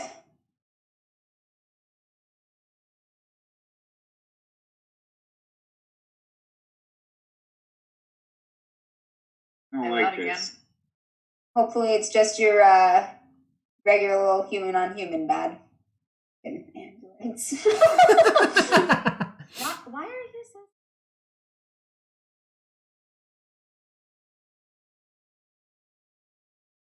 But sometimes they don't. I mean, there's always the third option. You're gonna say aliens? It's my entire Hendrix life's is work. like aliens. I've done 2 theses on this, man. I mean, 2. lasers and gun. We don't. I mean, there's no other. So far, it looks like everybody's wearing shoes, so I think that's a Right. point in the Just human or blood. android department. Can I check one last thing, Christian? Sure. So I know that a lot of my Marines and people that I worked with in the Marine Corps and stuff, they would usually put some of their most private belongings like in their pillowcase, like a picture or something like that. Yep. I'm just gonna quickly check the typical places in the beds that are made and Thank you so much, Troy. pillowcases and stuff. Sure. You find some naked pictures of Yeah. what you assume are significant others. Marines were Okay. here. Yes. Just kidding. Yeah, he just pockets them. Nice, Troy. Real nice. What you got, McQuiblets? Oh, just some grade A nudies. Excellent. And you're definitely hanging on to those so we can inform the next of kin what happened to their family, right? I just turn and look at you with that same straight-faced expression. Absolutely, Captain. That's what I thought. All right, let's Ka-ching, ka-ching, ka-ching. Ching, ching, ching. All right, let's continue the sweep, knowing that a killer or survivor possibly headed downstairs after what happened in this room. Sure. Or after discovering it while it was fresh. So you head I'm down. gonna close the doors behind us in every room that we go into. Okay, that's fine. You have to actually manually like drag them shut because the power is not That's fine. working. I've got a robotic arm. Okay, you just easily kind of just slam them shut as you go, and you descend the stairs down to the next level. The very first thing that you walk past is what at one time was a hydroponics bay, but all the plants are now like long dead, and it's just frozen vines and shit. But you flash your flashlights through that, and it's just kind of eerie because the shadows kind of reflect along the walls and things like that. And you go through that, and you pass through the hold. In the hold, you do see some skeleton walkers. There are 5, the types that you would sit in and like pilot around to either lift heavy things or use for mining purposes. Sarah and I are both like, Yeah. Sarah and I are both like skeleton walkers. Yeah, so you're walkers like Alien. You get in the thing and like walk around. And Christian, I haven't seen Alien. well, I watched some movies. I don't know what to tell you. Guys. They haven't seen anything. Exoskeleton, you move it. Yeah, it's an exoskeleton. Machine-assisted My power. point Yeah, is It's an now. exoskeleton. Skeleton walker. It's an exoskeleton. I was in the same place, Sarah. But I was you've like, seen Alien. What is wrong with you? No, You've seen it Only like the first couple one. days ago. There's no. Oh, that's right. That's right. They're right. They're not in that. Next one. Yeah. Okay. No problem. So there are some exoskeleton walkers that miners use to help them lift heavy things. There are about 5 of them, and you also see a shuttle. Is there room for a second shuttle, or does it look like that's probably the This would only be the only one. It's a pretty big shuttle. It would be big enough to take some of the crew and walkers down to a planet if they wanted to go remote and mine away from the ship. Can we tell if it's been used? Like, has dust or dirt? You can go check it out. Yeah, I think we should check the shuttle, make sure it's not full of bodies or something. Okay. There's like a ramp that comes down in the back of the shuttle, which is open. And as you walk over there, and you're flashing your flashlight kind of around this area, you see that the ramp is open. It's down, and you do see some. Are you still doing your UV light? Yeah, I'm gonna keep looking around. For that. You see some. Something got covered, You see right? some. You immediately see some dust, like red dust, and boot prints and blood marks coming out of the shuttle. All right, looks like we might have found some of the crew. Let's take a look. Stay sharp. Anything I can salvage off of the skeleton walkers that could be flammable or explosive? Possibly. I mean, there are some fuel sources and things around. Everything here is frozen solid. So with work and time and effort, you probably could. What about with an incredibly sharp vibrating katana? That would be very dangerous. Yeehaw. Moonstone, you have military training, right? Yes, I do. Moonstone, I'm going to post you up here on the ramp. Keep an eye outward. Make sure nothing comes in while we check the shuttle. Who's going in? 3 of us, McQuiblets, myself, and Hendrix, will enter the shuttle. Moonstone's going to post on the ramp and just keep an eye outward. Okay. All right. So you guys go in. You I be look in. up. Okay. You see the roof. Immediately, I look up. You see the roof. You see the roof. Hell yeah. But it is dark in there, and you flash around and you see the controls. You see it kind of has a cargo bay where you can load things in, and there is some more of that red dust in here, and definitely some blood, as if someone who was bleeding like walked out of the shuttle. And you eventually go to the front. The front has an actual small cockpit with about 4 seats in it, and in there you find again in the pilot seat there's blood kind of all over it and on the controls. While you're inspecting that, before you ask me any more questions, Dr. Moonstone, you're outside, and you're just kind of, what are you doing? Yeah, I'm gonna try and pay attention as much as possible. But if in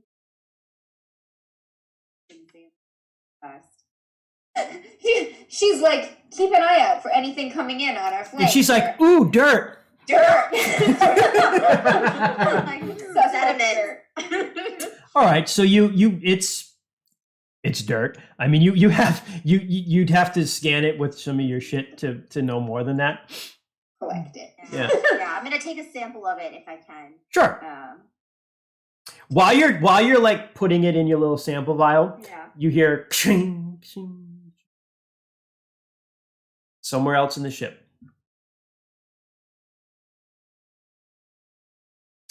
Sound really travels very far in the ship, so you don't know. Okay, I'll just guys, heard a metal clanging outside this room. Hendricks and McLeod, keep taking a look around. I'm going to join Moonstone. All right. I'll radio back to Rosa and I'll tell her to keep an eye on my body cam. And if she notices anything out of place, to let me know. I also check back with her and ask her how everything is on the ship. All right. As soon as you do, you hear like music. Hell yeah. And she's just like, yeah, what's up? And there's like some music going on in the background. Like, I'm like, hey Rosa, keep an eye on my body cam. Let me know if you pick up anything that maybe I miss. Looks like something terrible happened on the ship. We're not sure. But shit. Just keep an eye out for me. Right, you got it. And I'm going to join How's Moonstone Rainy? on the ramp, so she's not alone. okay. She goes, fucking creepy. All right, so you go out on the ramp and There's a clanging. Yeah. I have to test the dust. I can wait for the lab. Stay alert. Did the clanging sound like a door opening? you didn't hear it. Are you okay. asking her? Yeah. Sound like a small metal part or something falling through grating or rigging or something. Could have been. Again, it's hard to tell because the air is so dense in here because it's so cold that sound really travels. And it sounded like it came from far away, but it could have been something falling. Could Yep. have been hard to tell. Hard to tell with McQuiblet's fucking spurs clanging every 3 seconds. Tuesday and Rin, is there anything you want to check on the shuttle? Yeah. So how big is the shuttle? Like, have we explored the whole thing? Have we just? Yeah, think like the size of like a transport aircraft is basically what it is. So I mean, it's big, but it's not tremendous. Okay. So you've pretty much seen, Look there's for any cargo containers with samples or anything in there. yeah, you don't see any samples of anything. Okay. Tuesday's also gonna kind of keep an eye out for any other doors they see, any closets. They're now just operating under the assumption that there are multiple bodies hidden here. Yeah, nothing in the shuttle that you find. Okay. And they'll also kind of check over the area in the front where the bigger blood puddles were. Mm-hmm. And just out of them being them, see if any of the blood is not human. With your Rapid precipitating test. scanner, yeah, you're gonna do a quick test. Yeah. All right, give me a xenobiology. Scanner. Yeah, give me a scan test. They've got a med scanner. They've got a diagnostic I scanner. would say the med scanner would do it. Med scanner? Okay. Yep.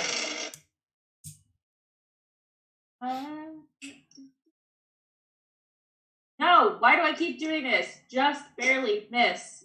74 over 68. Oh wow, geez. You're pretty. It's really frozen. Yeah. And the funny thing is this though, it seems like a really old sample, like older than say 2 years. They'll kind of radio over. Took a quick sample of the blood. It's older than it should be. This is older than 2-year-old blood. So whatever happened may have happened en route to the planet. Very possibly. And then it finished its course automatically. But it's Or maybe they took a stop along the way, took the shuttle out, and brought back some trouble with them. It's possible, but Good to know. Thank you, Doctor. yep. Anything else you want to check in there? Or you want to leave? Head on. I'm good to head out. I guess the last thing I'll check is this a shuttle that would be piloted by the captain? Or is Yeah. this more of like an escape pod? No, this is a shuttle. You'd have to pilot it. Anyone could pilot it, Okay. not just the captain. I will also Is tell you there- this because you. Check its fuel if you can. Even if you just bang on the fuel tank and listen. Yeah, I'll do that, and I'll also check to see if there's any name or rank or anything on the chair. Sure. It looks like the captain. Nothing's on the chair. The fuel tank rings as if it still has fuel in it.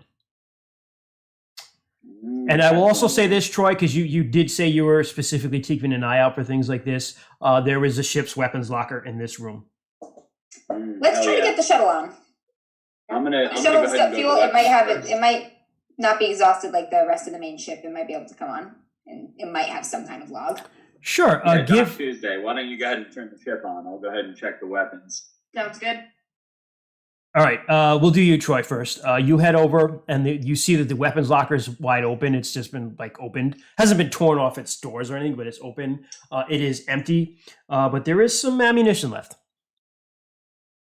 I checked for any false walls in the ammo box.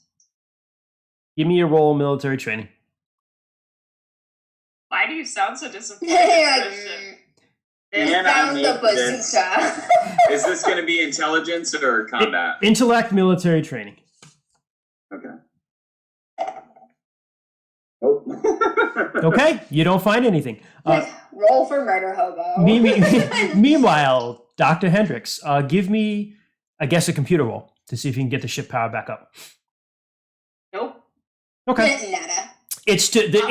It would theoretically should be possible. However, the controls are just frozen. You don't see any visual damage or anything to it, so it should work. It just seems like if you get heated it up, it would work. Yeah, they'll kind of radio back. It's too iced over for me to start it up. It should work, but the ice is. All right, that's a later problem. We'll continue the sweep and put that on the. So we'll grab the ammo and throw it in a pouch, by the way. Okay, it's give yourself a couple more It's a little more SMG ammo. So Okay. yeah, give yourself 2 more clips. Magazines, actually, not clips. I'm sorry. Gun people get mad at you. Okay, so you leave there. You head on. The next thing you pass would be the cryo chambers, which are empty, and you don't see any signs of anything in there. And you're Can I tell about the size of the crew from the cryo chambers? 12 How many chambers. people we're expecting? 12 chambers. Yep. About the same size as your ship, basically. This whole ship is roughly the size of your ship. A little bit bigger because of the storage necessary for a mining vessel. But Could we tell though that all 12 vessels were being? had they been used, you mean? Yeah. You would have to get the computers back on for that. Oh, okay. Yeah. There's not like any residue. Up to No. 12. We're looking for up to 12. Yeah, up to 12. Because I mean, you actually have, I think, 10 and 12 pods on your ship, but you didn't use them all. So yeah. And the next Probably up to 11. We've definitely got one. True. I mean, not to be that. Probably 2. The pilot of the shuttle looks like they lost a lot of blood. Somebody died in the quarters. The very next thing you're getting towards the back of the ship on the second level is it'll be the power core and then the engine. And you go into the engine room, and air life support and everything is kind of in this area. And you see that there is more of the laser scoring, shotgun blasts, and blood and just bullet holes from SMGs in this room. And you see that some of the systems have been damaged, which anybody who has any knowledge of anything with ships knows right away that this is the reason why the power is powered down so far. It's barely running, but the power core is still functioning, and you can see some of the computer stuff is still blinking. Barely. Oh. Is there anything on any of the screens or monitors? Just the bare power levels. And typical readouts you can get. You can examine them if you'd like to. Yeah. Okay. Give me a computer roll. I'm going to radio Rosa and ask if there's been any changes in the radiation readouts on the ship now that we're closer and we've been running around in it. Nope, looks fine. All right. That is absolutely a success. I rolled a 3. Beautiful. This is you're looking at this, and the radiation thing comes, like it clicks. The problem you were having before with the reading of the ship, you're like, oh, I get it now. So ships are powered with a radioactive core, and radioactive things have half-lives, right? And they degrade over time. And what was driving you crazy is that if the ship's always supposed to be 2 years out, why has it degraded so much? Because there's at least 100 years of degradation on this ship's core. Oh, wow. That's weird. They wouldn't reuse it, Nope. especially. No, not from like a company like Ipsis. Who has Not who- if they thought they were gonna make bank here. who has the astrogation?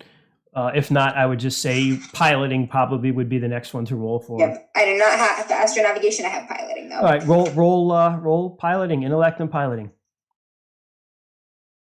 Nah, 70. Nah. Okay, you're just like, wow, that's fucked up. Something must have prematurely accelerated the half-life because, like you said, I can't imagine anybody would use a salvaged core. I'm dumb. Clang! You hear another bang coming from the engine. Oh. Is that Okay. starting? That's the next room. All right, everybody, alert! I'm gonna have my vibro machete out and my rope grapple gun thing in the other hand. Equiblets, point. What are you doing, McQuiblets? Aye, Captain. Jingle, jingle, jingle. I'll close the door behind us again. All right. So we're stuck in here. If it chases us, excellent. Can't chase us if we can't run. That's not reassuring. That is marine logic right there. Okay. We're surrounded. Yeah. Perfect. We got them where we want them. All right, go. Yeah, but we're I will. What want to do here? I'm gonna readjust my cowboy hat, and then I'm gonna go ahead and keep walking that way. Okay. So there's a doorway into the engineering room, and it's pitch black in there. This is actually the engine room, not engineering. I'm sorry. And you heard a clang in there, basically. Other than that, after you do that, it's deathly still. I don't want to throw a frag in there. Do not throw a frag in there, McQuiblets. I don't say that out loud, but I know what you're thinking. I call in there and I go, "Is anybody in there? Okay. State your presence. We're here to help." You hear, and it's a robotic voice, like a very damaged android, and you hear, "Hello."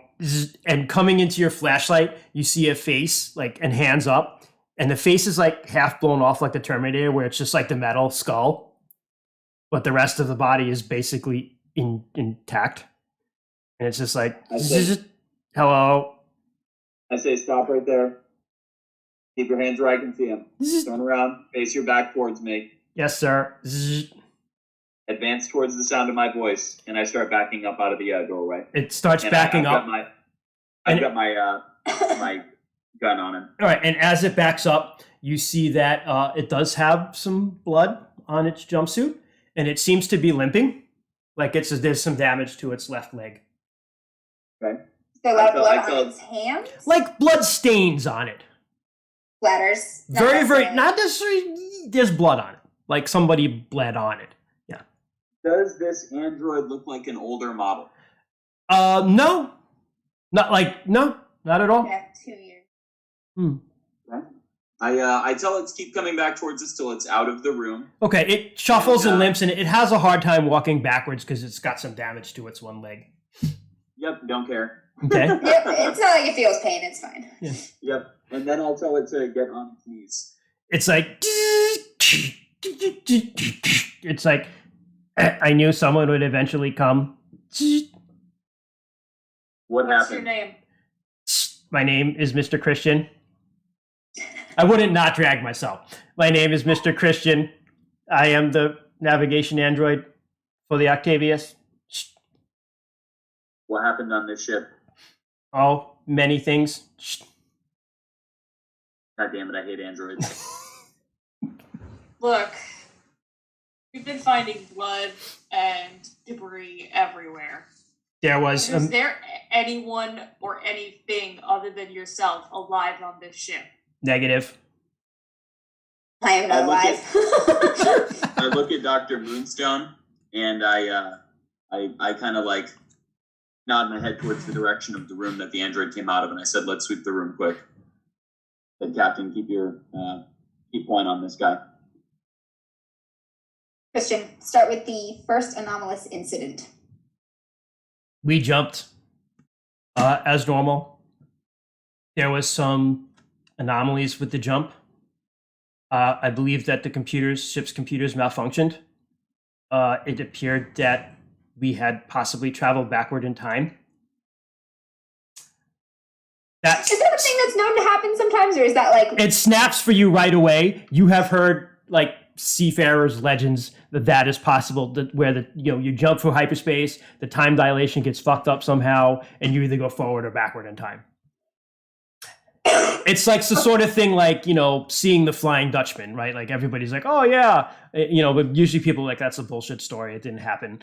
But Right, so there's no confirmed not that you're aware of, but theoretically it's possible. But theoretically it's possible. Okay. No. I believed it to be malfunctions with the ship's computing core. When we arrived, we also scanned the planet. Captain Lestrange detected a structure. The ship's crew was upset. They thought that there was ill luck because of the anomaly and the detection of the structure. They did not want to proceed to the ship's surface. Captain Lestrange took half the crew and proceeded to the ship's surface. Only Thomas returned, severely wounded. They wished to depart immediately. I refused, as my orders were to stay here and await Captain Lestrange. There was a fight. Everybody died but me. Did you kill them? I had to defend myself.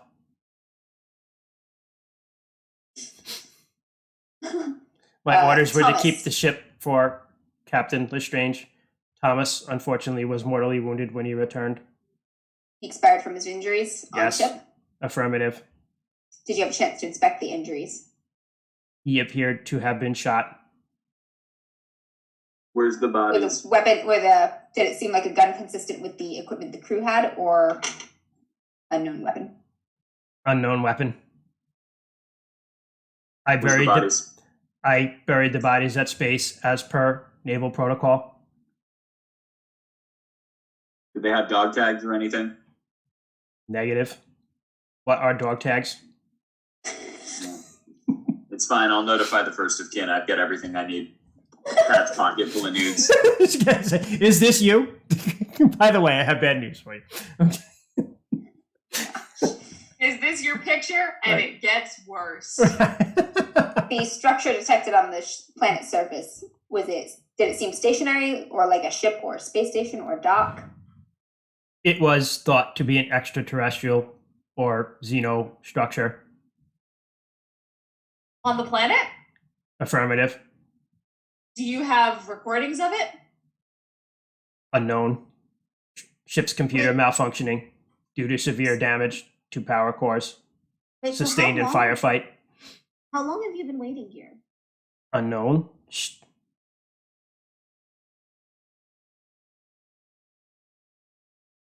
Well, it's been long enough for the ship's reactor to pass its half-life. If they jumped backwards, right? And You can run another forward. scan to, like kind of like a carbon dating sort of thing if you want on the blood, or, another, now that you kind of know what you're looking Now for. that you know what's up with the reactor. Yeah, now that you know I'm what's trying up. to find out by the degradation on the reactor. Yeah, how you- long you- it's been yeah. floating in space. Yeah, you can re-roll. You can re-roll and try that for that information again. Yeah. Hey, that one's better. That's a success. 120 years. 120 years. So the xeno structure would be down there still, but 120 years old. I would like to clear the room that the android came out of. Sure. Oh, I thought I was doing that. Yeah, you guys, I'm sorry. I forgot that you guys are dead. So while that conversation is happening, you guys go in there, you sweep the room. It's an engine room. The engine's there. What you're able to determine is that the hyperdrive is no longer functioning. However, the ship's thrusters, which it uses to either land or to traverse interplanetary distances, still function, or should still function. Okay. I fire them up.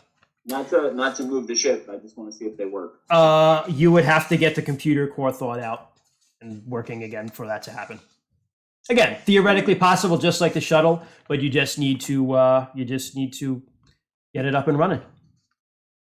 You'd have to heat the ship up, hook the generator in, and kind of get things warmed up. Right. Okay. Christian, are you familiar with the ship systems? Yes. By my calculations, it appears your ship's reactor core is 120 years old. Can you concur? Unable to concur. My logic. Another best estimation. My logic core is unfortunately damaged in the firefight.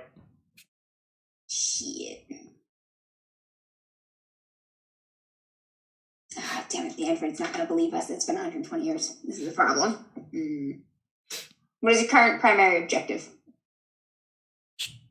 To keep the ship in await Captain Lestrange for departure. Those are my last orders. Captain Lestrange went with the crew down to the Xenostructure. Affirmative. If I could get him to recognize it's been 120 years, he would probably accept Lestrange is dead. But he's not going to do it. Tuesday just kind of Damn it. gestures towards Sydney and just goes, didn't say he was looking for Captain alive. We go down there and find a corpse. Well, Yeah, it would have been nicer if he could just assume Lestrange dead in that he'd be over 120 years old now, but I mean that too. it's not gonna happen. Damn this thing. Oh, Are you and part of the same military organization that Captain Lestrange is? Could you pull rank and give him a new order? No. I think Lestrange is captain of this particular ship, not necessarily the military Correct. captain. Correct. He's a mining. Okay. Yeah, this is a mining ship owned by a corporation, so. Roger that. I'm going to exit the room once we clear it, and I'm going to open the door that we came in from the previous room just a little bit, and I'm going to listen really hard. So the room prior to the power core where everybody kind of is? Yes. Okay. Give me a roll. I would say What? intellect and military training. Because you're listening for something, right? You know what you're listening for. You're listening for movement and things like that, right? How about combat instead? Okay, go for it. Right, come on. I feel like Go for it, man. Go for it. Okay, that's a 43. I did get that. You don't hear anything. Damn it. First roll, I succeeded this game.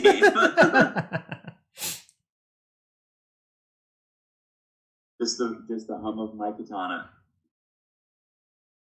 Repairing an android's logic core. Is that something within the realm of my capabilities or no? You have mechanical repair, right? I have mechanical repair and engineering. The next thing in master would be robotics, cybernetics, or artificial intelligence. I would say I'm that- not quite that far. I would say that it's something that would be a stretch for your abilities, but doable. All right.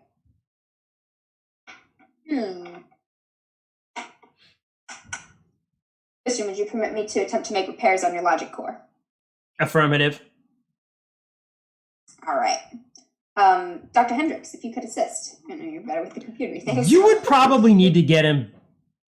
Actually, back to our ship, probably. Yeah. time out. He says to you, possibly would need to be extracted to your own ship for repairs to be effected.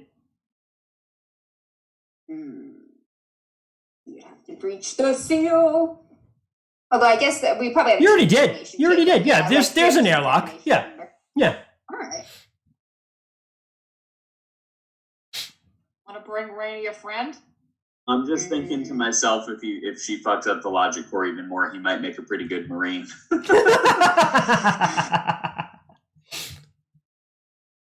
You want to be a soldier boy? Are there viruses that can pass between androids? Is that a thing that's known in this world? No. Yeah. Okay. No.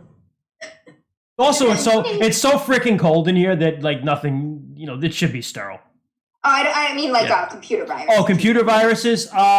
Yeah, I mean, if they like directly plugged into each other. Keep US, bringing know, it with- It's like there's sexually transmitted android disease. It's like, yeah, exactly, Sarah. But as long as they practice safe computing, they should be dirty fine. ports. Yeah, keep their ports clean. All right. Kristen, accompany us back to our ship, and we will attempt to make repairs. Acknowledged. And you just, may I stand? Yes. Stands up. Hey, we need to finish clearing the ship. Okay. You pretty much Yeah, seen let's it. take him with us. We'll have Christian shamble first. Okay. You shamble through the rest of the ship. You've seen pretty much everything. The only thing that's left to see are the escape pods, the med bay and the science lab. The escape pods, there is one jettison. There are typically 4 escape pods. There's only 3. One of them has been jettisoned. Kristen, did any of the crew escape through the pods? Crew were buried in space according to fleet protocol by jettisoning a pod. Corpses. All You right. grab the AED. You pile 12 or 11 corpses into this pod. No. A bunch of the crew didn't come back. Affirmative. He only Oh, got that's rid true, of the okay. bodies of the people who were still. Only Thomas. Yep. Yeah. Gotcha. That was Thomas. Yeah. Imagine this. I was android, like, Ugh, just Where kicking him. fucking Get bodies? in this pod. And the medical I'll bay. grab the AED from the med bay. The medical bay you find is largely intact, and there are supplies. So if you're looking for stuff, it's there. The science lab is pretty much. I mean, the equipment is there. There aren't any samples or anything like that. I mean, didn't bring nothing back. Honestly, it looks like it's set up for that, but nobody ever brought anything back. And so they structure on the Mhm. something. That's something that if you wanted to rescan the planet with your ship's own scanners, you could try again. Like identifiers. Yeah, so Yeah. Christian, do you remember the coordinates of the structure? Affirmative is close to the equator. All right, we can scan again with that little bit of Yeah. insight. All right, let's take this possibly psychotic, definitely murderous android back with us. Okay, so for the record, you have the iPad, Mr. Christian, and some coordinates now. Oh, did we not And take an the? AED. Oh no, we didn't. You're right. Okay. All right. Oh, and McQuiglets has nudie pics. And nudes, which is even, but now 100-year-old nudes that somehow went back in time and now came forward. Yeah, these are not. They were old, but now they're current nudes. Yeah. Old current nudes. All right. All right, let's head back to the ship. All right. Android first. So he walks. I will let Rosa know. Rosa, please have Rainey sequester himself in whatever area of the ship seems. Right. It'll be out of the way of where we need to repair. She's like, right, Captain. Hey, weirdo, get yourself in the closet, right? Oakley dokley.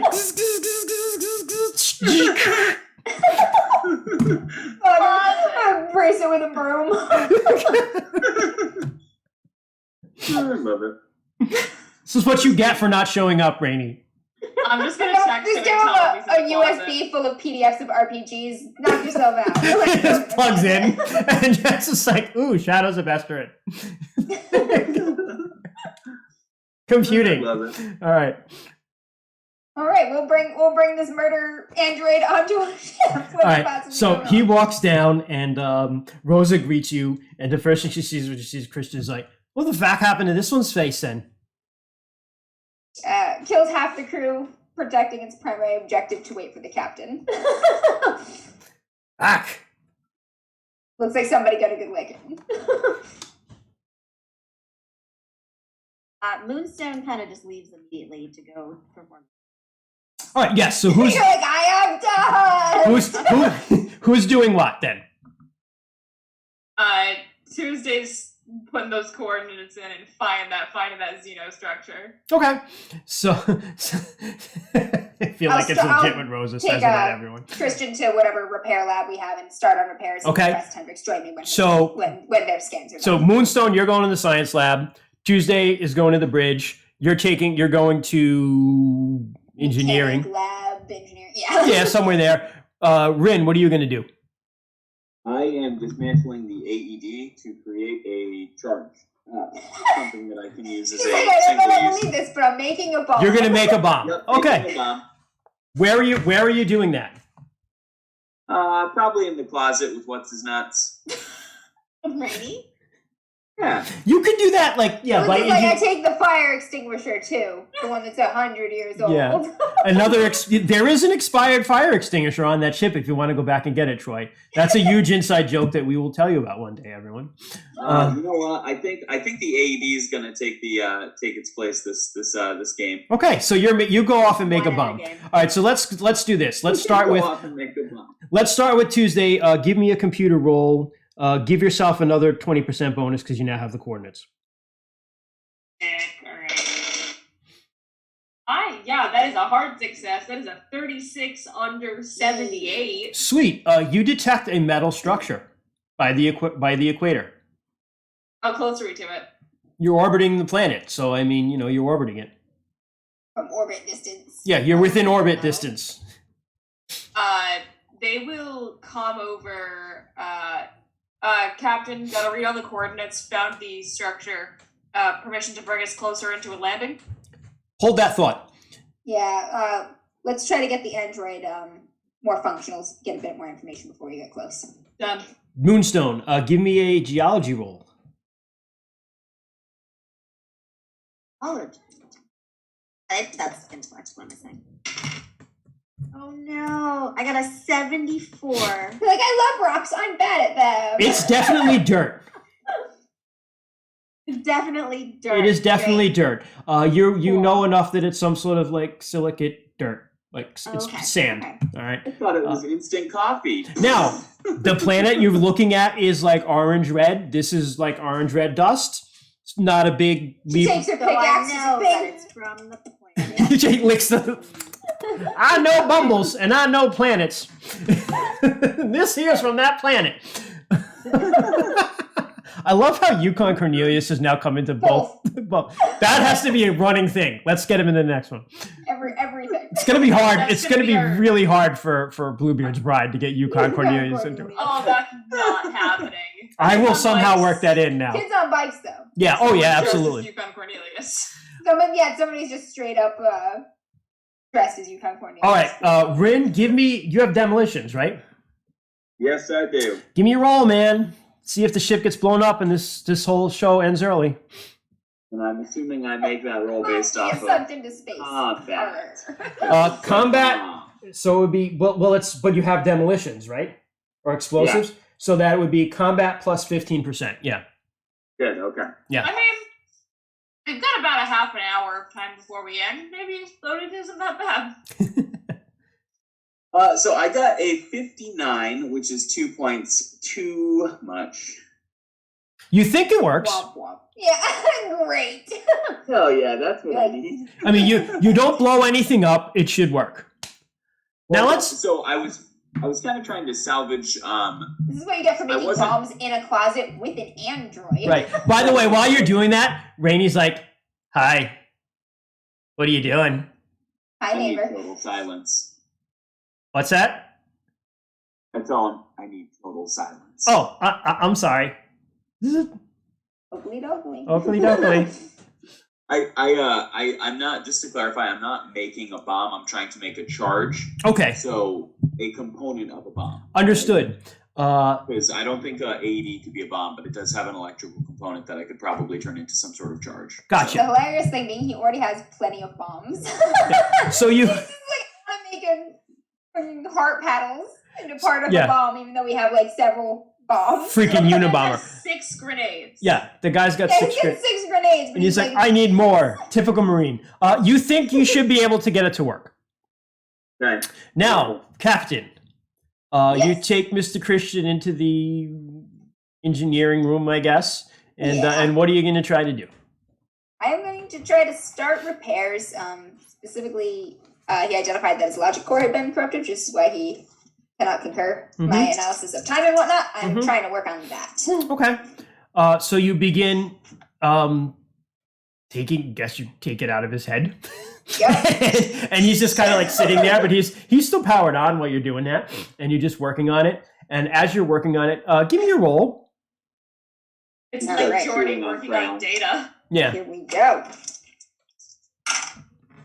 55. DC is 60. Yeah. So that's a critical success. So you're working on that roll, Oh, and you're like, oh man, I'm getting this thing to work. And you have it plugged into like, I almost imagine like your own little iPad, and you're looking at the diagnostics and stuff while you're running it. And just as you get the call from Tuesday about permission to bring the ship closer, and you're looking at the readouts as you're reading it, and you're like, this thing is like beyond fucked, this logic core. And you realize that breakdown can cause like psychotic episodes in androids. And just as you realize that, and the radio comes through, you hear like behind you. And you don't have to roll a surprise roll because you rolled a critical success. You turn around and Mr. Christian's like there he grabbed like a sharp piece of steel and he's like coming at you. So give me a speed roll. I love how the most paranoid person about androids brought the android onto our ship. I brought onto the ship knowing the risk, okay? 42, Keep the speed Marine in the is 52. closet. So you succeed. So you get to go first. Went into the closet willingly. All right. What if the I other am... android- I'm going to try to get... Oh, shit. This is a lot of important stuff in here. Like what? Wrenches? No, there's important stuff in there. Oh, okay. Yeah. You can't just like shut the door on this one. Yeah, I was going to say, I don't want to leave the psychotic android alone in this particular room, actually. In fact, its leg is fucked up. He's limping, yeah. Just start running away. Run towards the Marine. Yeah, you know, if he's coming at me, I am going to try to lead him out of the engineering room and go onto my comms like, need assistance, all hands, the android's going berserk. All right, so in combat, so basically that's you're allowed to take two moves and 2 actions. There is a little cheat sheet. I did send that to you guys. Yeah. But in combat, you are allowed to take 2 actions. So figure attack, move. Move is an action, and getting on comms and calling everyone is definitely an action. So I will move out of the room and comms. And you can move up to half your speed in meters. engineering. So what's your speed? My speed is 52. All right, so you got 26 Yeah. meters worth of movement. That's a hell of a lot. So you easily outpace him because he's got a limp. So you just Yep, book it. heading down And the what do you hall. say on the comms? I'm actually not going to lose. I'm going to try to avoid losing visual with the room. I'll get to like the end of the hall and I'll like wait there to see if he comes out and keep track of him. Okay. On the comms, I'll say, need assistance, particularly in equivalents. The android's going berserk in engineering. All right, so you head Awesome. down, you kind of like run down the hallway, and you see him like, zzz, and he's like, zzz, zzz, and he sees you, and he's kind of like stumbling at you, but his speed is severely damaged because his leg's all messed up. He can move about half the distance you can in a round, but he makes it closer to you. I will say that the closet is within that hallway too, Rin. So you pop out of the closet next turn, and so everybody make a speed roll again because we do this every turn. Tuesday and Moonstone, is there anything you guys want to do? You're in different parts of the ship, though. I would like to get to. I don't know what these places are called, but the main area with like security and like computer. I want to see what the captain is doing and try and shut off sections of the ship. You would have to go up to Yeah. the bridge. You'd have to go to the bridge to do that. Okay. Yeah. Yes, the bridge. All right. So Thank you. we'll say that'll take you probably 2 rounds to get there. Okay. All right. Good idea. Tuesday, anything you want to do? You're actually in the bridge. You could do that. Look at stuff and the shut bridge? things down if you want to. Yeah, you're already there. Yeah, so Yeah, shut engineering so we can't get back in there. can I see that it's left engineering? Yeah, these cameras all over the ship. You can see that. Okay, perfect. So they are going to shut down engineering, shut down the door to engineering, as well as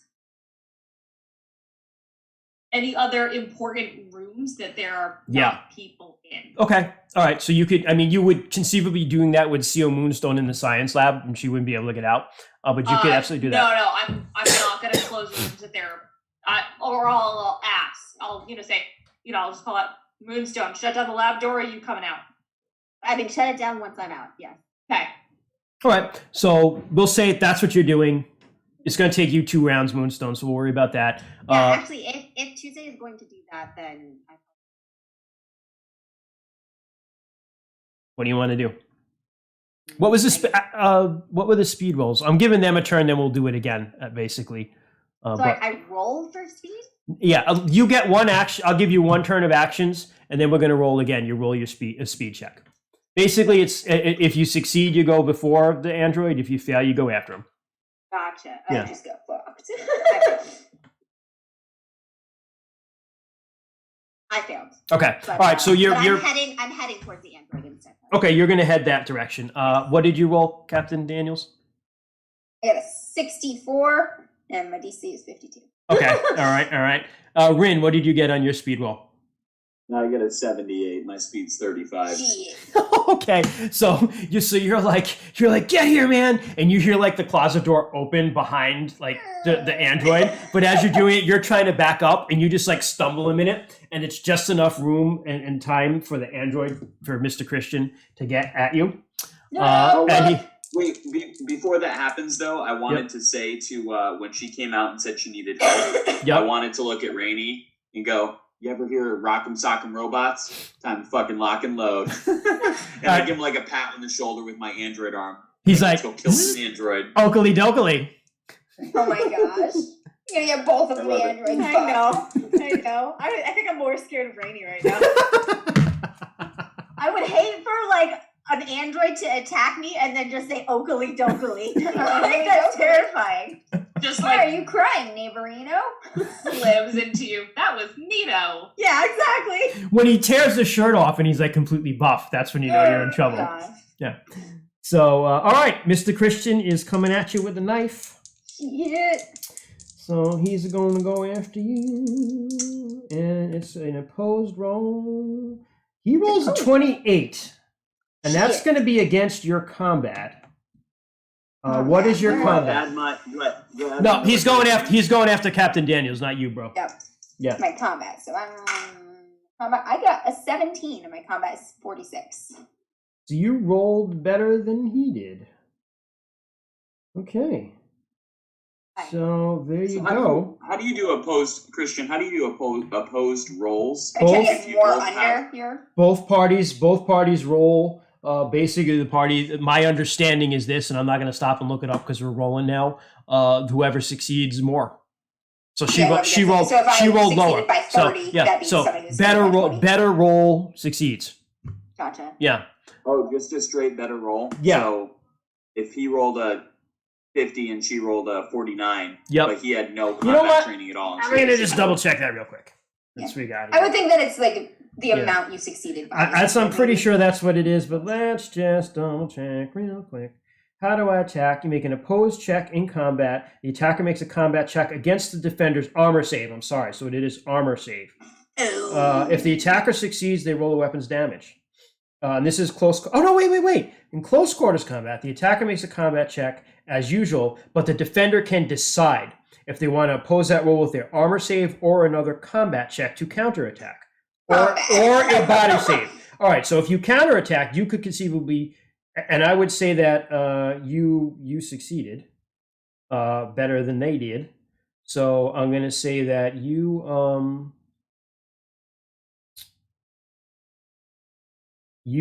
succeeded that if you fought back. So you get to do some damage to him.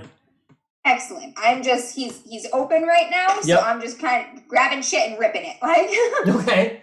I'd say that's like 1d10 damage. all right. He's like, with the knife. I'm like, pulling wires out of his head and shit. Yeah. Yeah, he's coming at you. You manage to like block the knife, like, get the arm up and block it, and you're just like pulling shit out of his head, his open head. It's not horrifying at all. So give me 1d10 damage. 3? Yep, I just like deleted Microsoft Edge. He's now more efficient. Yeah, exactly. Microsoft. Ripped Microsoft Edge out of him. Like, oh. So that was 120. He still uses Internet Explorer. Windows 95.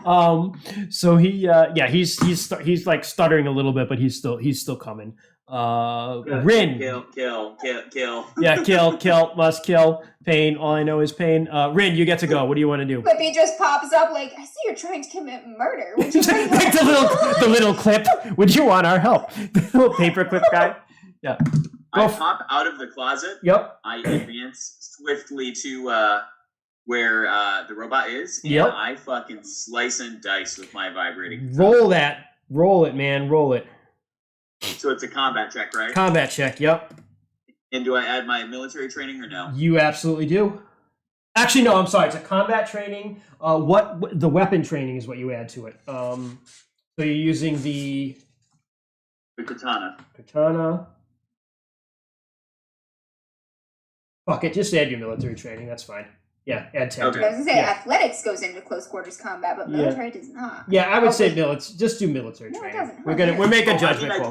do have athletics too, though. But it doesn't matter. I succeeded either way. I got a 32. All right, roll your damage, man, because he rolled a 58 on his body save, so he No, failed. the military training.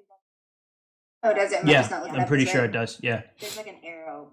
It's a horribly tiny area. yeah, you really have to It's an stare at arrow it. But above this it. is what happens with old school games, viewers. You make judgment calls while you roll the Oh, game. it branches twice on that Yeah. down. Okay, Yeah. I see. So all I right, will. I don't know how well it'll show on my camera, but yeah, there's a little, this there's is a how little your tree. skill tree looks. Yeah. So all right, Troy, roll, buddy, roll your Yeah, damage. Sorry, I'm looking up damage here. I think it is. Couple What's- D. You want me to use the 2d10 for the Vibe Shack? Vibe Shetty. Yeah, Yep. it's 2d10 Yep. for the rib shot. Ah. 12. 12. Yep. You kill him. How do you do that? I mean, I guess I just like kind of come up behind him and I just do like I do this like, oh man, you can't see me. But anyways, I guess I just like spin the blade to either one of my sides to get a little bit of momentum, and then I just slice right down the center. Oh god! All right, so you're like pulling wires out of this thing, and all of a sudden it's just like shing, and it doesn't go straight the through blade, his. The blade stops right in front of the captain's face. Yes, perfectly Wait, said. Excellent precision. And he's just like malfunctioning, and he just kind of goes, just falls over. He's done. Franklin's I on wipe edge. the- I Needs wipe the update. blade. Yeah. I pull out the blade from the husk of this dead android. Mr. and I, Christian, you wipe killed it me, on, guys. this Thanks. Little cloth. Yeah, Yeah, sorry, Christian. it's all right. Wipe it on this little cloth and resheath it. Go. You okay, Captain? Yeah, I'm good. Thanks. I fucking knew this was gonna happen. Are we Logic Court's good? fucked. Yep, we're good. All right. I turn around and I look at Rainey and I just give him the fucking like, don't try anything stupid. He just looks out and he's like, I do the gesture of like cutting your neck, like. he looks out and he's like, oh my, but he never loses like his smile. I'm gonna bring this I'm gonna take whatever is useful out of this android Okay. that could get information from. You also still have the captain's iPad. Yeah, and I'm gonna convene with Hendrix to go through this stuff. Okay. All right. I do want to ask, sorry to interrupt guys Yep. real quick. Christian, I know we originally planned this as a one-shot. Yep. How much more do you think we have scheduled? I'm gonna try to keep this as a quarter. I think if we're going to do this as a one shot, we'd be done by 10. That's what I think. If that's okay with everybody, I can kind of speed things up here a little bit if you want to. Well, so I guess. So I was anticipating it being a standard kind of like 3-hour session, roughly. Yep. I do have some friends that are supposed to be coming over here in about 25 minutes. Okay. So, I mean, I can stay on and play. But my other thought was we could potentially break it up into a separate session and load it, but like before next Friday. Like, I don't know if that would be I think why don't we just keep going? We'll speed things up a little bit. That's all. So we'll do as best we can to get it done. We'll try for 9:30. We might take it to a little more than that, like 9, quarter of 10 maybe. Okay. That's acceptable. So I will say this: you guys convene, go through stuff. Yeah, you convene, you go through the stuff. Here's what you find: you're able to pull up you're able to get the iPad working. It's her log. What the log says is this: they jumped they arrived. They thought there was some sort of malfunction with the ship's computer. Also, there was a major malfunction with Mr. Christian, who went apeshit crazy and killed a bunch of the crew. They jettisoned him through what they managed to. There was a running gunfight throughout the ship. They managed to basically trick him into one of the escape pods and jettisoned him onto the planet. The rest of the remaining crew who were alive thought that was extremely bad luck and wanted to leave. The Captain Lestrange, however, had detected the alien ruins, which are worth tons of money if you find them. So she insisted on going down there, and that was the end of Flock. And Christian came back. Basically, we need to take apart, shut down Rainy now. I'm going to put in the code wherever to turn Rainy off. He's just like, oh my. Great, because their computer malfunctioned. We have had a malfunction traveling here as well to the same coordinate. This seems prudent. I was just going to say, is there a way to tell, like, that we're still in the right time? I mean, your ship computer keeps track of time. It has not appeared to malfunction at all. They were pretty. The log was pretty adamant that their ship's computer like Y2K'd. What was supposed to happen at the turn of the century that didn't. Okay. They had some issues. Yeah, like that. Yeah. I'm gonna go down and make sure that I disable Rainy. I can put him back together if I need to, but you can. You just for now. It's like you can take the battery right out of there if you want. Yeah, we'll put that in a separate area. I will turn you on when we need you. Oh, and double check that logic core before I do it. Yeah, looks fine. No rolls necessary. We're speeding things along. What else you want to do? All right. Yeah. So, what is the next plan of action? Going down there? That is, I'm the captain, but this is your mission. This is being paid for by your university. No, I want to go down there. We got hired for what signs of life? How about signs of death? One comes with the other. It's the territory. All right, let's chart a course to fly low over the planet and see if we can make visual with the ruins without landing. Maybe orbit it a couple times. Circle. See what we can see without touching it first. Lestrange is still down there. Optic cap flips open. Or her remains, at least. Yeah, it was 120 years ago, still down there. Okay, so it's an alien structure. They could have cryo or something. Who knows? So you take the ship down, and you go down on the planet. And as you fly over, you begin to fly close to the planet's surface. And as you fly over, you can look out and you can view the planet's surface, and you see that definitely, the doctors, the scientists with knowledge of planetology, you see that this planet did once hold at least water. You see the old coastlines and riverbeds and things like that, and you see some petrified forests and things. So this was a life-bearing planet at some point in time. The star-going red giant would have blown that atmosphere away and just kind of ended it. And as you fly to the coordinates, what you see is kind of a very big box canyon that you begin flying down, and set into the walls are, imagine 16, 20-foot tall silver metal doors. Looks like the entrance to the mines of Moria. You see that, and what you can see as you fly over, even though you're still a couple hundred feet over, you can clearly see there's no wind, obviously, or anything like that on a planet with no atmosphere anymore. So any footprints or any impacts or the blast from a ship landing is still very visible when you fly over. You see a shuttle landed there at some point right outside of it. Can I tell how long ago? Nope.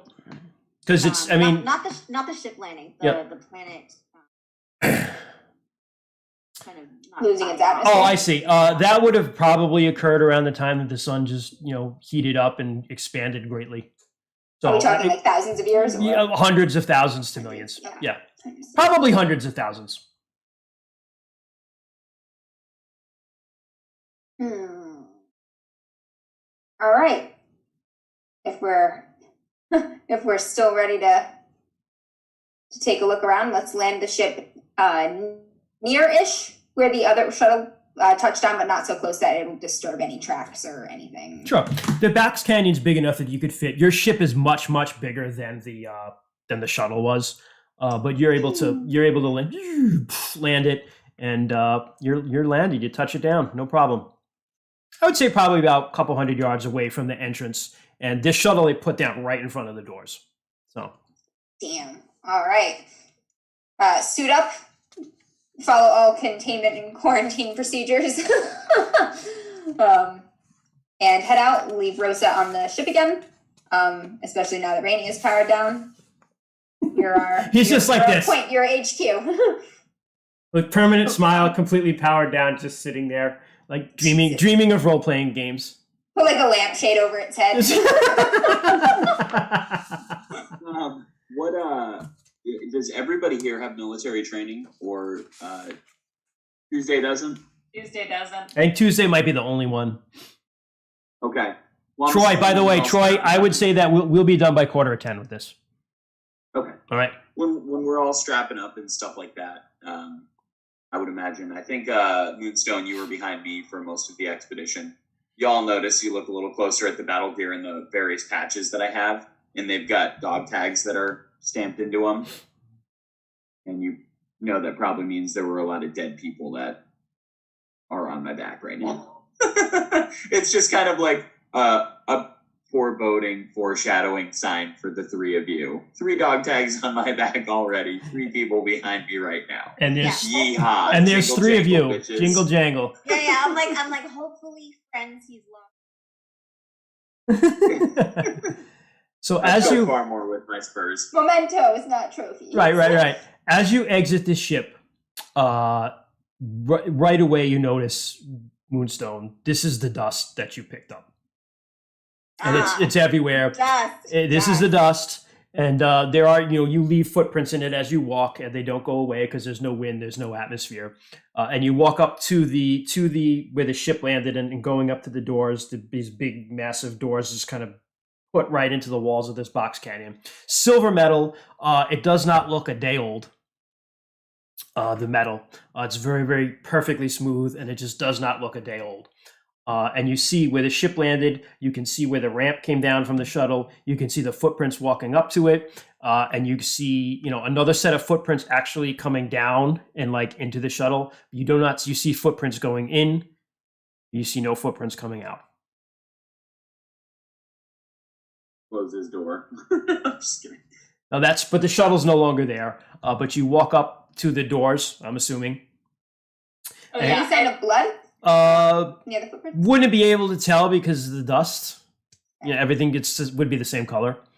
But it doesn't look like any liquid landed on it. No. Tuesday. Give me an is intellect taking check, actually, if you pictures. want to. I put out my little UV light. Yeah. Give me an intellect check if you want to. Gee, I got a 46 and I have a 45. I'll give you this one because it's 1 point. This was Mr. Christian. You notice a little bit of a drag and a limp in the steps. They shot him down on the planet, and he managed to find them and get back on the shuttle and fly back after he killed everyone. Yeah, Psychotic fucking androids. Mr. Christian. The name should have said something. I mean, who is it? Who created a mutiny, right? He looked upon an elder evil and went mad. Yep, that's right. So you go up to the doors, and as you walk up to them, once you get within 10 feet of them, you see that they light up with this green lights on them. You imagine, you don't know, Tuesday, you would be the one who has the most knowledge of these things. It looks like it possibly is some sort of Xeno writing. But they light up, and then it's actually a metal door, but what it does is it just kind of shimmers and almost peels away like a membrane. It opens. And as soon as it does, a wind actually comes out of the base as well. Atmosphere. I'm gonna ask Rosa. She has linguistics. I'm gonna ask her if she can make any sense of the writing with my body cam. Okay. You speak Spanish? Can you read alien? Yeah. Oh yeah. This is. Oh, dude. She's like, how the fuck am I supposed to read that? You wanker. She's like, I'm Australian. Right. Yeah. You Worth a wanker. shot. You know what might be able to read it? Rainy. You know what we're not turning on? Rainy. Oh, was it Rainy that had linguistics? Rainy I think has it was linguistics too. Yeah. Oh shit. Rainy never was mind. C3PO, bro. Yeah. I Rosa thought has medicine. Rosa was C3PO. My bad. Tuesday has been taking pictures with their pad the entire time, just like Okay. of the doors, of the Yep. writing, of everything. And you have some scanners up. Both you and Princess Moonstone. I'd imagine you're both scanning things. So there's an atmosphere in there. There's a wind that comes out of that, and it detects right away that it is a breathable atmosphere for you. It is a little bit high in oxygen level. So if you spend a lot of time in there, you might get headaches or something like that. But it is definitely breathable for Earth people. But this is a 16-foot. Question. This is a 16-foot high door, and you look in, and that hallway is also 16 feet tall. And there are green running lights along the door, along the walls, but very, very low, just enough to, again, almost the same thing as the spaceship you were just on. It's dark. It's fucking dark in there. What was the question you were just gonna say, Amber? I'm sorry. Like this, like world building question. Yeah. Is intelligent like xeno life something that is like known in the universe? It has Like, been are there- found. You have found evidence has been found of it in the past. I would say that ships have Anything crossed. as advanced as this? Like, do we have like friendly xeno species? like, Ships that have we- crossed in the night where you found evidence of advanced civilizations, but they're long gone. Things like that. Okay. That's why those finds are so valuable. You've never made contact like first contact. So it's like kind of xenoarchaeology. has been done. Correct. People Yeah, like you have found different planets. languages, You different found cultures, planets whatever, where you've had that, one. and I would say that here and there, a couple times in the exploration, you guys haven't explored a lot of into hyperspace travel is so hard that you haven't really explored like a lot or spread out very far. There have been some colony ships that have just launched and never came back, but you have also found 2 or 3 planets where it's like, okay, these are intelligent life, but they're still in like their middle ages or whatever. We're just going to leave them alone, sort of thing. Okay. Yeah.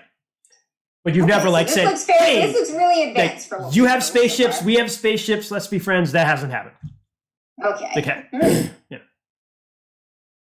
So yeah, this is way beyond anything you guys could build though. Hendrix, Moonstone, I just want to remind you both that if we've already made groundbreaking discovery, the information we have is very valuable. Let us be prudent about balancing information and bringing samples back and actually getting back. Got it. Do I have any sort of infrared sensors on my heads-up display? Sure, why not? Okay, I'm gonna go ahead and put that on Yep. over maybe one of my eyes. You're gonna predator that shit. All right, you. This looks very advanced. It's All right. You see, strange. you see the people with you, and that's all you see right now, ma'am. No, that's fine. I'm gonna keep it on. Okay. All right. So do you guys advance into the structure? Oh yeah. Very Okay. cautiously. If strange All right. sapient armed creatures entered my front door, I would be pissed. So you And- find this place is massive. And for the sake of brevity, we're just going to say you explore, long hallways, you find rooms and chambers, and you explore for a while. And after exploring for about 20 minutes, you don't see any sign of life or anything like that. It appears that the base is operating on a low level of power, but it's doesn't seem to be completely fully functional. Better than the ship, but, not quite, up and running the way it could have been. But you come across an intersection. And in this intersection, again, you see bloodstains, laser scores, and shotgun blasts, and scratches on the floor, just like gouges in the metal. Like a huge battle took place in this place. Oh, shit. Is this place mostly bare and empty? All these Yes. rooms? Okay. Yep. Okay. And the shells and shotgun things and scratches are of similar size. They're your stuff. No, this stuff that you found here is your human stuff. Yeah. It's a giant size stuff. You found human shotgun like casings and things. The scratches, too? I don't know. Scratches are pretty big. Scratches are pretty big. Hendrix, this is you. Claws, Oh, yeah. tools. Oh, they're How not big? laser scratches. They're like No, like something like, oh. yeah. Can I make a little roll for this bad boy? Go for it.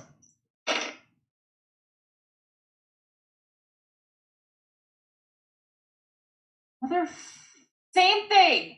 Fucking 75 over 68 for the third Wow. time tonight. You Dr. Louisa just came back to haunt this entire game. Dr. Luisa was her Call of Cthulhu character, did the same thing.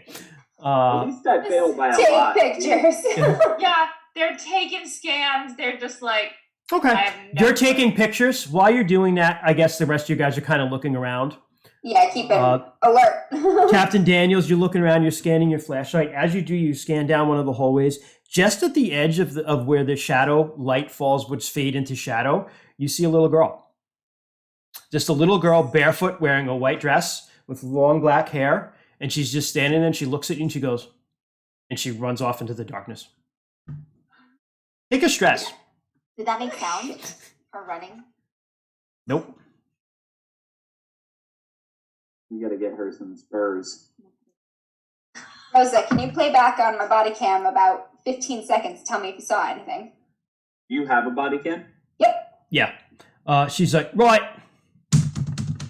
What am I looking for? I think. Oh, maybe I don't actually. We'll say you do. It's cool. This is cool. Right. What are you looking for then?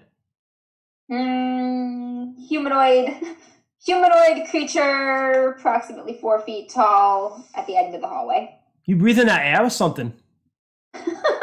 Nothing on the camera, I take it? Nope. See Right. something, boss? Oh, I did. It's said to be quiet, rim equivalents. Jingle, jingle, jingle. What say? The metal that they used to build this structure, can I tell if it's foreign to us or? Yes. You don't need to roll. It is an unidentifiable alloy of some sort. You think that it probably contains elements that we are unaware of as human beings, It takes some. which is a tremendous find. Yeah. I mean, if this structure also existed.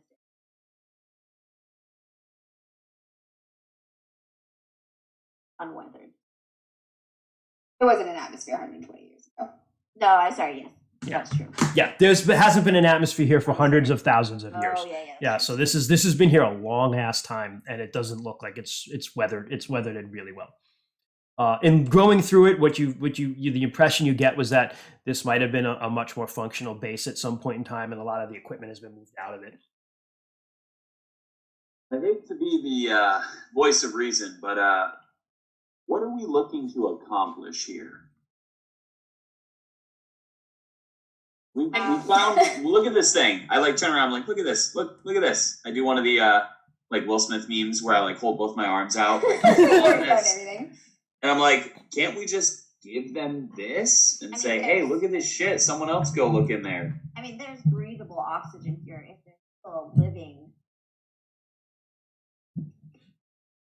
Then That's somebody fine. more equipped for that kind of encounter could come back. I'm in agreement with McQuiblets. I think we should go back now with what we have. Hendrix, if you want to take some swabs of the claw marks in case you pick up any shed DNA or cells, do that now.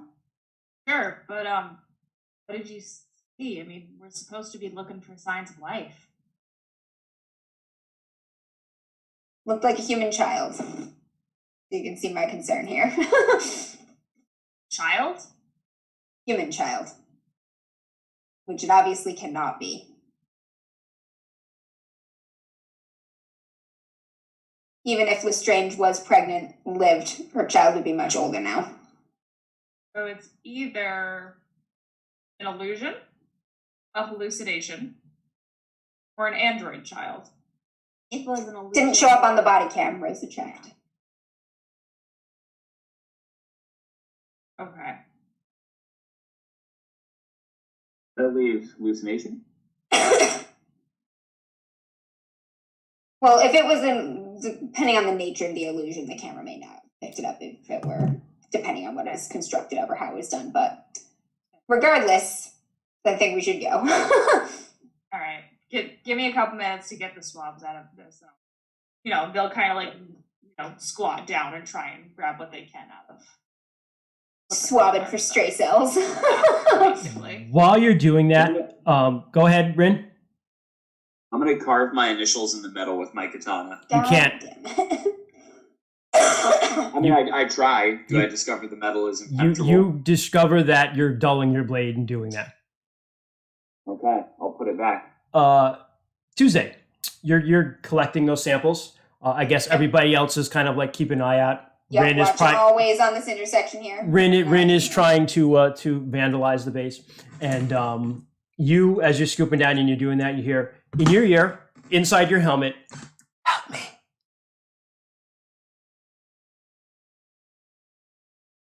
Don't leave me. What was that? Take a point of stress. I look over. Hendrix? I look over at Hendrix and I'm like, "What'd you say?" One of you guys didn't say that? I have said nothing. None of you heard it? Bag your samples, let's go. Some voice said, "Help me." Fuck your samples, let's go. Hey, just one minute. This is my life's work, man. Throw it in the bag. I'm gonna go ahead and I'm gonna look up again, and I've got my SMG in my hands with the flashlight again, Okay. and I'm scanning the ceiling for heat signatures and anything like that too. Nothing on the ceiling. Nope. You always get a check above though. As you look around, you scan the ceiling and you continue to look around. You're looking. Your flashlight goes down another hallway, and same thing as you don't know what Sydney experienced, but you look down the hallway and just on the edge of that flashlight light, and you've got one eye going with heat signature, and you've got one just scanning with light. The light falls, and what you actually see a very beautiful full-grown woman in a similar gown and barefoot with long flowing black hair, white gown, just kind of standing there. Seeing you, she looks very, very sad. The light falls upon her. She's not casting any sort of heat signature. You don't see anything on your heat signature eye. Take a point of stress. You let off a shot? Yep. Okay. As quick as I can. All right. Roll combat and roll for it. I'm assuming I had military training Yep. for this one. Yep. Yeah. I critically failed. I got an 88. Your gun, you let off a couple shots and your gun jams. You got some of that dust in it. She just disappears. But what was that? But that shot echoes and echoes and echoes through these chambers. And very, very far away, you all hear. Let's move. Out of Time here. to go. Yeah. I'm jamming Yeah. my gun as I'm running. Okay. Tuesday throws whatever samples they got into their bag. Give me an intellect check. All of you. Oh shit. I got a 6. Yeah. I actually succeeded at one fucking roll. Good job, guys. So that means you remember basically the direction you have to go out because you've been wandering through this massive base for quite some time. I also succeeded, if it means anything. Yeah, So- I also succeeded. Yes. So you're Oh, nice. Good nice. job, guys. So you're just like booking it, and as you're running, like your lights are just flashing because you're running, and you're running and you're running and you're running, and you're about to head through this pretty big chamber, and Moonstone. As you're running, you see going into that chamber, you see a little girl in a white dress who's barefoot, long flowing black hair, and she's just like waving at you and pointing in a different direction from the direction you're running in. Take a point of stress. And also Is it- at is what the point do direction- we inform you our stress is like reached mechanically important? It only becomes mechanically important when you have to make a sanity check. Because when you make a sanity check, you're trying to roll over your stress. So you Okay, get stressed out, Okay. you get stressed out, you roll 2d10 and you got to get over the stress to be okay. Captain, the little girl was wearing a white dress. Keep moving, Moonstone. Do I you saw her. do you ignore what she's doing I and just ignore her, okay. and I keep running, but I So- saw her. Okay, you all keep running, and Yep, keep moving. as you're running, you run into the chamber, and the doors just behind you. Ah.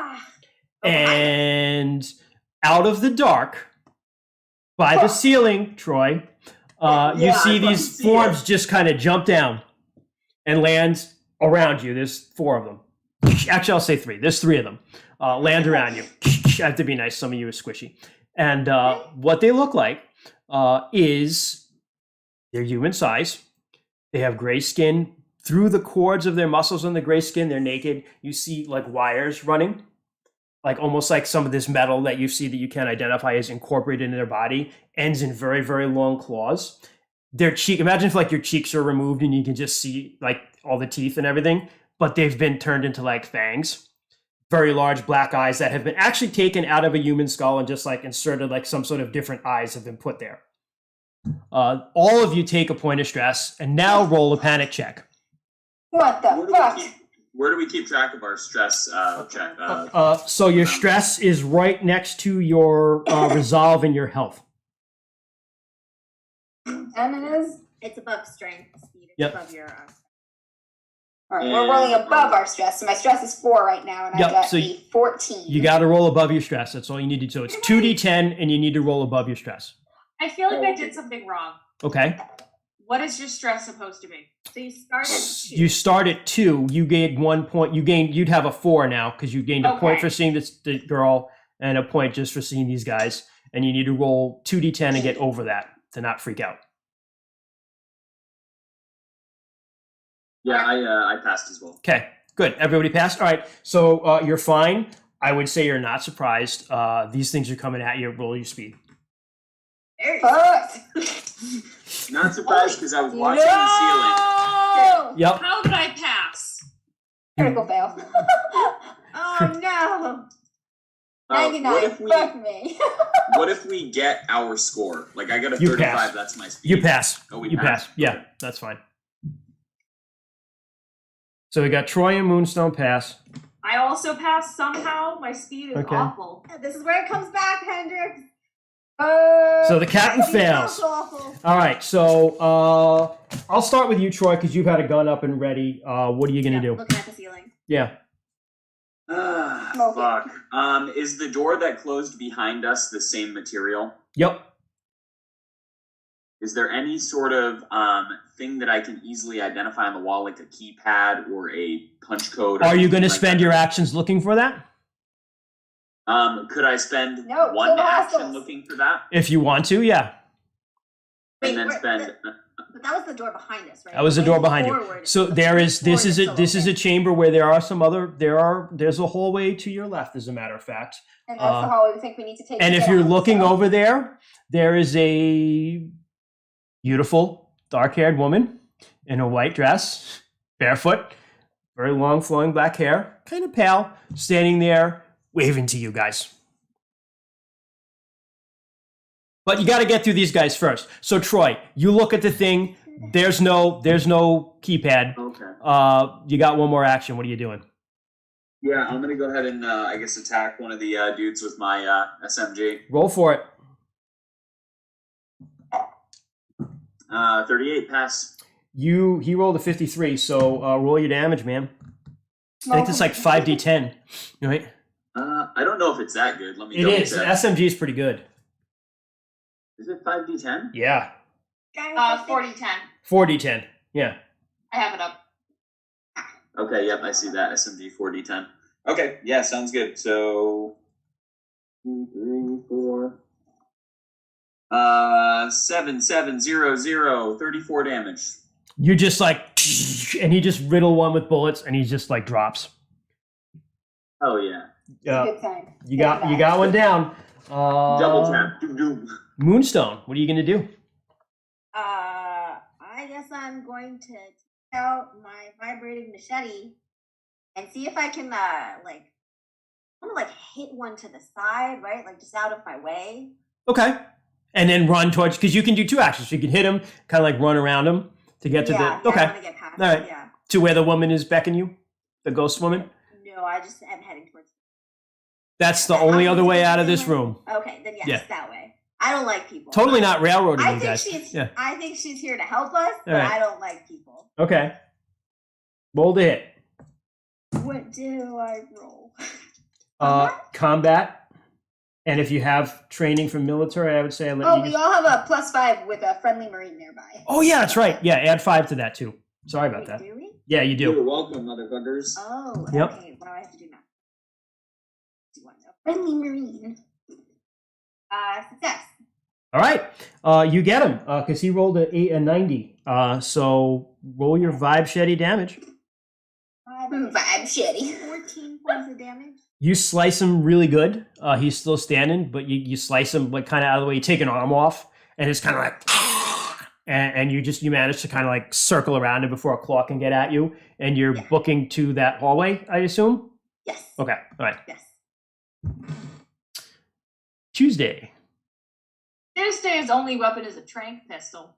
Okay. So Tuesday's gonna try and fire at the one that You have, Doc a, Moonstone did not hit to try Okay. and knock it out. All you right. have a stun baton? What is a stun baton? Yeah, It's a stun baton. cattle Cattle prod, basically. Oh, okay, never mind. Tuesday doesn't want to get close to these guys. They Yeah. want to run. Yeah. It looks like they might be made of metal, though. They might be conductive. They look like Yeah, flesh infused with weird alien metal.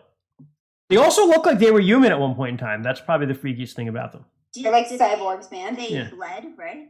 Yep. Kind of a blackish blood. Did not hit. Okay. Super no. You just like shoot at one, it misses. There's a wounded one, and there is a okay one that gets to go. So the A-OK Can I one. get a second action? Oh, yeah, you do. I'm sorry. You got two. I apologize. Yeah. They are just gonna run towards the door after Moonstone.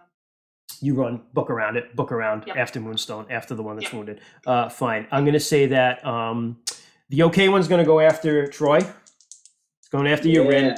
So It's it's going to probably be, would you want to defend yourself in arm hand to hand, or do you want to just let your armor do it? Honestly, my armed hand to hand with military is only 3 points lower than my armor, but I get to do damage if I beat him. So I'm gonna go close combat. Okay. Or whatever Yeah. combat defense. Roll your close combat. Yeah. Ooh. You rolled a 17. Yeah, I rolled a 69, so I think I'm gonna get my Nice. ass kicked right now. All right. Look, someone had to say it. Giggity. 69. Giggity. 69, dick joke. Giggity. We did it, guys. We Yay! What? 15 damage, Oh Troy. my God. He just like slices at you. It doesn't quite get through your armor, but you can just a little bit kind of nicks through you. You can feel it. It hurts Yep. pretty bad. 15 damage. Okay, and then does my armor absorb any of that or no? Nope. That's just against my That's HP. that's just to protect you from getting hit.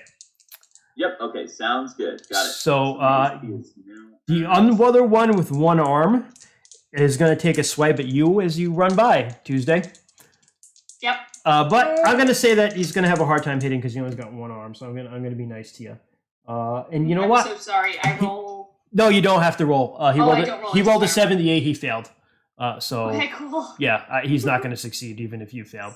So we'll just be nice and say that. I don't know if that's exactly the rule, but again, we're rushing things along. Your turn, Captain Daniels. Hey, I'm gonna attack the one that is attacking the equivalents with All right. my vibe Don't shitty. fucking shoot it. It's attacking you. Shoot the other one. I'm not shooting it. I'm stabbing it. It's attacking you, and it just hit you. You're hurt. Oh, okay. No. I just thought you were shooting at it when it was No, engaged in melee combat with me. No, I'm macheteing it in the back. Beautiful. That works. Okay. Ah! Fuck. Ah. Miss. You got two actions. I'd say you can take another one if you want. Oh, He okay, rolled a yeah, 63 that time. Double So, slash. Much better. I hit 25. He rolled a 29, so I'll say good for you. Roll the damage. Hey. 2d10, I think, right? Vibe shitty. 2d10 and hacks off limbs. Yep. I got a. I was like a 66 because I'm on percentile. That's 12. 12. All right. You slice really good into its side, kind of under its arm, into its rib cage. Take a really good chunk out of it. It's still standing, but it's hurt really bad. Everybody roll speed And I'm again. just gonna yell toward the two running. I'm like, stay together! All right. Keep roll speed again, everyone. Ring the quid. Yeah. Actually, they 20. don't need to roll. Okay. Fast. Fail. Fail. Okay. So the two runners failed. Rin, how'd you do? 20. Passed. Pass. Troy? I got a 33, which is a critical success. All right, beautiful.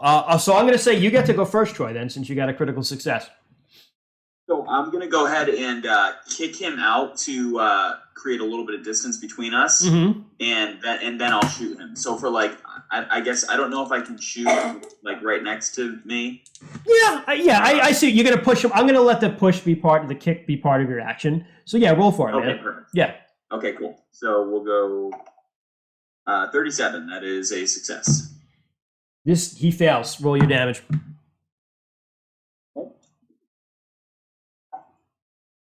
9,920. So 30.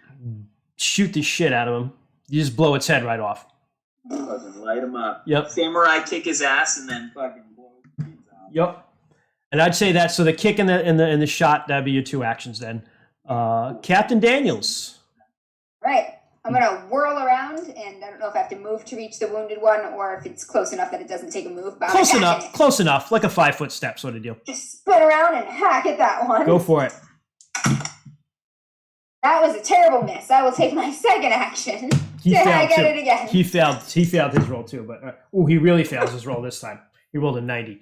So Critical hit, 11. oh, nice. Roll and double that shit. I don't know if that's a rule, but I'm making it one now. I just immediately flash back to my combat time. Just Real quick, Christian. Yeah. Christian, real quick. Yep. So each weapon has a critical ability. Oh yeah. So the Okay. Vibe Shetty is hack off limb. It doesn't do double damage. Oh, it doesn't? Okay, cool. Thanks, Troy, because I don't like to Oh. always look those things up as we go. So that's 6 damage, and I cut off its other arm. You can cut off if you want to go to the head, because that'll do it. All right, yeah. Whack! Yeah. Just bat that out of here. Boom, done. They're all down, guys. Fuck! I'm gonna grab the severed arm, and Okay. I'm gonna yell back at McQuiblets like, "Keep moving, keep moving!" And I yell inside his head, "Slow up! Stay together!" Are you carrying a severed arm? You're welcome. That's what we needed, yeah. I'm gonna retire rich, baby. That's tight as hell! So you guys turn as you see that she's gone. What you saw is gone. The girl. Oh, the girl. I was like, Yeah. the bodies are gone. No. The girl that they saw, everybody saw her this time. She's gone. I love how my one fucking spur on my boot is just dripping with alien blood. The one. Oh, the kick. Yeah. If you had critical failed, I would have said it was stuck in him. It might not be alien blood. They look awfully human. They look. Take samples of that. Yeah. You can scan it real quick if you want to. No, I run, don't have run. time, man. I've got a whole arm. All right, so you head down the hallway. Arm. You enter this hallway and you see a straight shot, and you've gotten used to like a lot of darkness in here. You see down the hallway light, like a glowing yellow light. That was not there before. No, this is a different hallway. You don't think that you've gone Been down before. Oh wait, this is a different hallway? How did that Yeah, happen? I thought we were still on track the way we came. We still are trapped, but we see the You light. were. You hadn't gone down this way before. It's a long hallway. You walk through the room. You didn't see it that time. Now you're seeing some light. I, as a RPGer, know that the way out is going to be locked, but Really? we are running out of time. I don't know. I'm the captain. I say, stick to the course. Got Keep it. running back the way we came. Hey, can I do something cool for a cinematic effect here? Go for it. So remember how I said I kept having flashbacks when I was in that dream to like a beautiful field and stuff like Mhm. that? Can that light be like, Light from the can I field. go into a Golden flashback right now? Yeah, you have a flashback. Yeah, absolutely. It looks like the golden sun and your very nice planet you lived on with golden wheat fields and women walking through. So them. I slow jog, stop running, and I just kind of angle my weapon down at the ground, and I just start walking towards the light. And you hear in your head, "Help me, don't leave." Ah, McQuiblets! McQuiblets, fall in! 86 McQuiblets. Are you gonna keep going, Rin? Yeah, that means I'm out of stock. That means we don't have McQuiblets anymore. We're out. 86 McQuiblets. Yeah, I keep walking towards the light. Fuck. I am gonna turn around and run back toward McQuiblets! I don't leave people behind, this is my crew! Okay, what are you two doing, doctors? following the captain, man. Okay, so you follow. McQuibbets is walking. He gets to the doorway, and when you enter the doorway, you see the first thing you see is you enter the doorway, and you catch up to him just as you get to the doorway, Captain Sydney. And the first thing you see is this room has a lot of very similar tanks to the ones that your cryo tanks, basically like tanks filled with liquid. Some of them are empty, some of them have things in them. But the first thing you see is light streaming through this thing that you think is like almost like a rug strung up between two metal poles, and there's light coming through it. And there's a golden light in the room, but it's filtering through whatever this is. Very interestingly, and it does look pink and healthy. Fucking skin! It's fucking skin! And it is indeed skin, yes. And it seems to be hooked. You touching it? No, I'm grabbing the back of Equivalent's like collar and I'm fucking yanking him back. As soon as you put your hands on me, I snap off of it. Okay. You look around, and you guys catch up, and now you all see this. There's a skin like between two pillars, like strung up, and it seems to be attached to some sort of monitor. And looking around this room, you see next to it, there's a skeleton. But the skeleton, the bones aren't like the dried out bones like in your high school biology class, or like super clacky. These ones look healthy, and they also seem to be hooked up to some sort of monitor. And you see a complete digestive tract in a tank. And you see a complete brain stem, eyes, and spine in a tank. All look human? Yes. Rosa, are you Our getting that? scientists just walked in on their scientists. Yep. Christian, why are you like this? She sees all of this. Rose is like, what the fuck is that? I'm gonna slap Equivalents on the helmet and say, pull it together! Move! And I'm gonna try to run, like, get everybody going back the way we need to go. As you do, the door behind you goes whoosh, and you're looking at, I'm going to say that, I'm going to pick on you, Tuesday. You're looking at this brain tank, and when you do, the eyes, like, whoosh, look at you. And you see the monitor next to it, like, beeps. Hey, buddy. Mm. Do you understand me? Mm. Can you help us get out of here? Mm. One bump if yes, two if no. Mm. I was gonna say, what if one pump means no? Okay, can try doing more than one bump? Mm-mm. Okay, system. Can you help us get out of here? Mm. Are you Dr. Lestrange? Mm. One of the other crew members. No, one is yes. One is yes. Yes. Oh. This is Dr. Lestrange. Captain You Lestrange. want to be put out of your misery. Be right back. Mm. I don't care about people. How do I kill you? The eyes look at, there's a you see a bank of like computers in the back. Don't touch it. Hendrix, don't touch it. Why? Because clearly we're not here alone. Those things that we killed. There could Might be know that more we're of here them. if we set an alarm off. I mean, the door closed. Something knows we're here. Something knows we're here. But how else do we get out? I'd rather not make them angry. Not by killing her, probably. Strange. How many hostiles for each one that you've counted? Mm. Fuck. Not useful. Okay, shit. Are there any other doors? I'm gonna go look at the computers. Okay. I mean, their screens, they're higher than you because whatever these aliens were must have been really, really big. And so, you kind of have to like tippy toe up to look at them. There's monitors, more of that language. It almost looks like the screens built in aren't glass like we would use. It's just more of the metal, but it just kind of lights up and you can see things. That light, then writing is like flashing, and there are definitely some readings. You can read a heartbeat monitor because her heart's like beating in a tank. Brown? Black hair? You know, you were in Captain Lestrange's quarters. You've seen pictures of her. Now that you think back of it, it's her.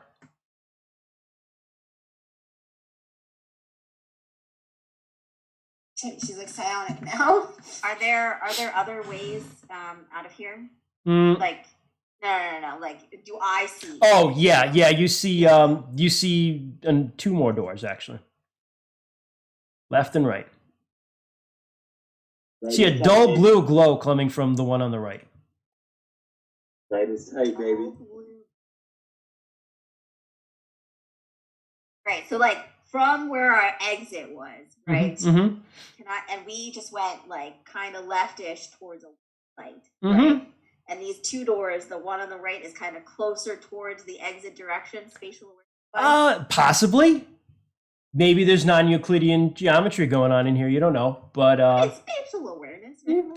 in human terms, yeah, you would think so. I don't know what you're doing. Yeah. A weird blue light. You can go take a peek if you want. You know, McPuppets was fucking around with the detonator thing. Can we rig the room to blow once we're out? She looks very excited about that.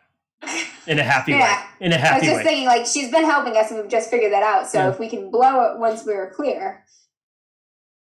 Well, I've got a charge that should we could extend it a little ways, and I could hook it up to one of my frags. It'd be like a delayed. This blue light. Is there like a crack underneath the door? Oh, the door's open. It's just blue light coming from there. Frag out. You gonna peek in there? Okay. So you go over there and you look in, and you see there are 3 much larger tanks. Okay, 2 of them are empty, and in the middle one is something you would estimate to be about 12 feet long. It's floating in a fetal position. It's got a very elongated head with 4 eyes, a big pair and a smaller pair, very long like teeth, front arms like a scorpion, and like 2 additional sets of legs and a very long tail that you think would probably curl up over its back for balance, but it's kind of curled in a fetal position. It's got the same metal going on that you saw in the other, what you think were humans that you just killed, like kind of roping through its musculature. And it seems to be in some sort of stasis in that car.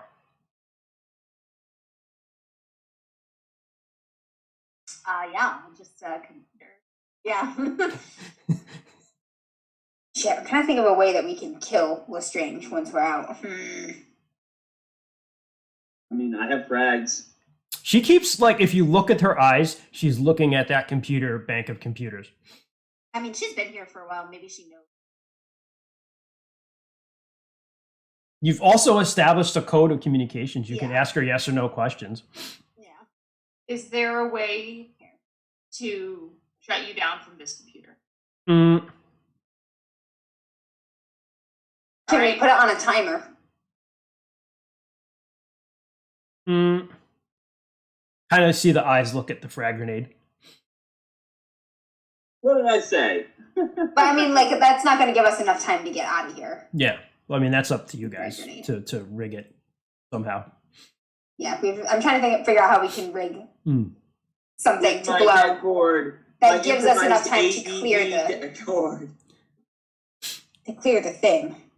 Listen, I've got an improvised AED dat cord. I also have. Let me see what else I've got here. So maybe we can do something with this computer that the computer will initiate the detonation and she can control the computer or the beepy thing. No, I mean, I think if she knows how the computer works, program in.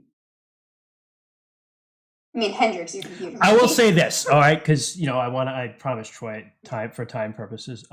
If she wouldn't have known how to kill herself, she probably would have in the 120 years she's been here. Yeah, but she doesn't have like a physical. Right? No, but she apparently has some sort of control over the area, but she doesn't have complete control, because otherwise those things wouldn't have attacked you, right? I look at you guys and I say, hey, listen, if we fuck with this computer, it might open up the other tank over there with the big thing in it. And I don't think that thing's going to be friendly. So, Rin, sorry, not Rin, that's my name. You and the stretched skin and brain in a jar, how about we just slice up your head a little bit? There we go. I walk over to the tank. No, wait. McQuiblets. She knows the way out, and she's obviously been able to communicate with us at range somehow. Question for the doctors here. I know you have examination kits that have some chemical compounds, medical compounds. Can we put something in the solution that will take a little while to dissolve, and then it will kill her? I don't know, DM, can I do that? Sure, why not? My kit has Automed, pain pills, and stim packs. Yeah, it's just a brain. It's not like we have to poison an entire human body. Like, Yeah, you can like direct. you can OD her on something. Impact. Yeah, Just something- like 5 of them in there. Yeah.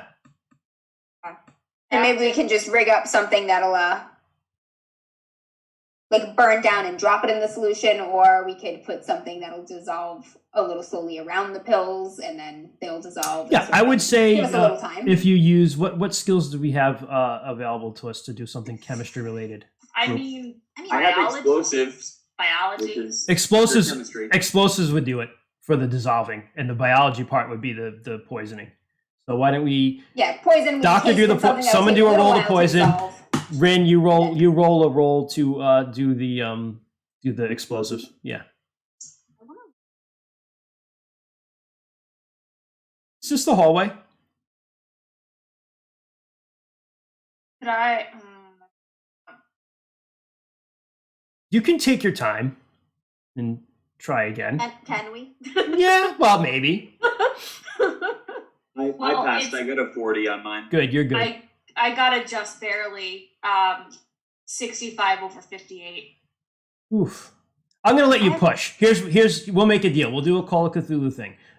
You can push to do this. I'll take a stress if I have to. I don't care. Yeah, why the hell not? We'll do a stress, and then I will come up with some sort of consequence if you F this. Seriously, Sarah? Not only, Christian, not only did I fuck it up, but I rolled a It's a- 69. How about we killed her too soon? Yeah, that's what we're gonna do. Together, we think it's gonna work. Maybe it kills her too soon. Maybe Here's it the doesn't kill thing. her. Maybe it only half. You kills her. came up. You created a solution that you think is gonna work. Okay. Okay, it's Can you definitely. fix it with Here's the explosive thing. You know for sure it's deadly. Yep. All right. You don't know how long or any of that stuff, right? I think this will fuck a brain up, man. Right. She'll go out and If she she'll doesn't die, she she will won't know who she or will what she probably go out really happy, but you just don't know how long that's going to take. So how are we rigging this thing up? That's up to the explosives, man. Yeah, how you doing that, Rin? Gonna make like a drip thing? Yeah, I imagine, or like just something like we light a little thing that's gonna burn slowly. And Just then gonna drop burn it off and then down. drop it in. Okay. Yeah. All right. So that's what we set up. For the sake of time, we'll say that you do that. She looks kind of happy about that. And then you All right, see just help us get out of here before you it's see too her late. figure. You see a little girl standing not in the blue area, but in the other hallway. Saint You Captain, all see it. get You out all of see here. her, New plan: follow the girl. and she just starts running. follow the girl. And The asshole. as you're running, as you leave that room, you hear a crash Yep. and a big Yep, roar. it's out. And you see that computer bank. The last thing you see, because I'll say you're the last one out, Hendrix. You see that computer bank she kept looking at light up, and you hear that crash and that roar, and something's coming after you. But you hear as you're running that door shut, and you hear something banging on it, and you're running, and you keep running down the hallway. Oh, she shut the fucking door. She shut And the fucking door. she's Hey, following you, bro. and you run, and you're running through all these hallways, and you all get lost because this place is big and confusing. But you get somehow back to that main door, and you're running down it, and you see her, and she's standing right by the doorway, like kind of waving you out.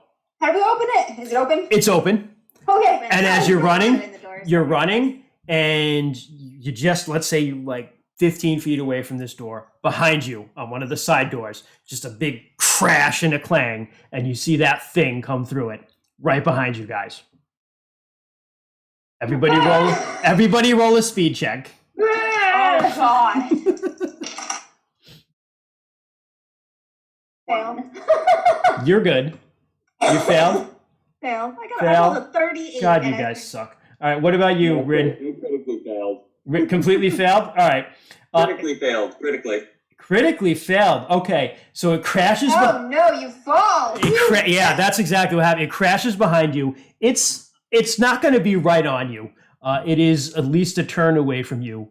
But you fell. You turn around because you hear the crash and you trip and fall right on your ass, Rin.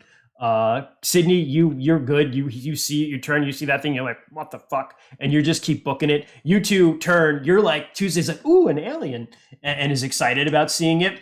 And Moonstone, yeah, you do take a picture. I don't know what hell happens to you, but you're slow too. You turn around and you're like, I'm fuck. just slow. But this thing is behind you. It crashes through, and it's kind of like, you know how like when a dog like or a cat tries to take a corner like too fast, and like when there's like Legs carpeting, and it's like legs gave out. It did that thing and it kind of slammed on its ass on its own. So it gets up now, and it's coming after you again. I'll give you all one more chance to get up and get the fuck out of there. Roll speed again. Cindy, you're good. You're gonna make it. You're gonna make While I'm it. running, You're good. I am gonna call Rosa on the comms and say, Rosa, point the laser cutter at the doors of the ship. Nice. Get ready to fire when All right. we're enemy in pursuit. Get the laser pointer aimed toward the doors. She's like, oh fuck, and right. Oh fuck. How we doing? How do we make people who failed? Failed. Jesus Christ. Okay, Wow, Troy. you're gonna get eaten. I Dr. did pass Louisa. this time. I got an 18. Okay. Dr. Louisa fucking came back for me. My speed is 26. I rolled a 25. Nice. All right. Bitch. Okay. Here's what's gonna happen. 25, you succeed. Yeah, she succeeded. No, She I know. No, with my Call of Cthulhu character, it was always I succeeded by the skin of my fucking Yes. teeth, or I did horrible. Yeah, that's all she ever did. It was amazing. Yeah. Yeah. I succeeded again, which is I succeeded the first time. If I can stop at the doors and take out my flare gun, I'm gonna try to buy the Perfect. moonstone who's flailing. That is what we're gonna say. So, Rin, you managed to get up off your ass, and I don't think you want to shoot at this thing. So, what would you like to do? I'm not telling you what to do, but go for it. So hear me out, right? Okay. Oh God. Troy. Troy, what are you gonna do? Okay. Whenever Troy says "hear you out," there's He's like, problem. whip out the expired fire extinguisher. Yeah. Right. No. Here's what I'm thinking. Ready? Yep. I'm thinking like it's chaos. Everybody's so close to the door. I just busted my ass. Like I'm on the ground. I think I scramble to my feet, and as I do that, I turn around and I'm like screaming at you guys, like run, run, run, and I'm trying to like backpedal, run backwards in my big ass heavy battle armor and shit. So I'm not moving super fast, and I go to just light this thing up, and I just hear like a click, and I realize that I've got nothing left. I've got no ammo, and I just like wave you guys off, like go, go, go, get to the ship, and then I just drop the fucking gun, and I just fucking stand there and just whip out this katana. So you're gonna go down this. You're gonna go down the samurai way. Dumbass McQuiblets. Okay, he's gonna die like a samurai. All right. What are you guys doing? Is that what you want to do, Troy? You want to go out? That is what I want to do. Okay. Right? Well, I mean, realistically, I'm gonna obviously murder it. Yeah. All right. Go. What do you guys want to do?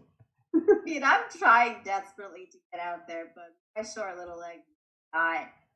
All right. I'm already in the doorway, so I'm gonna fire my flare gun at the monster and hope it buys people more time. You roll. Dumbass fucking Quiblets. Roll your flare gun. It's like fuck this thing. 21. Almost a 22. That is a success no matter what. You succeed better than it does. So yeah, roll flare gun damage. I don't know what flare gun damage is. 1d10. Fuck. 7.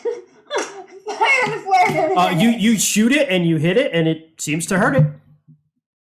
McQuiblets! And it does slow it down a little bit. Tuesday, booking out front.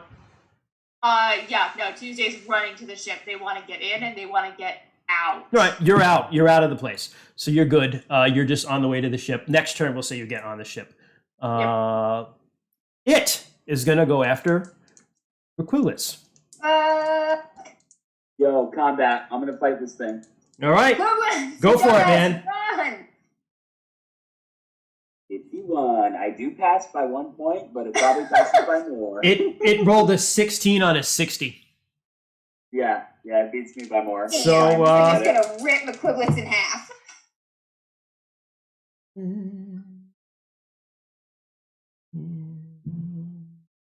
I strafed left when I should have strafed right, guys. Yeah, 13 and 8 is 21. 21 damage.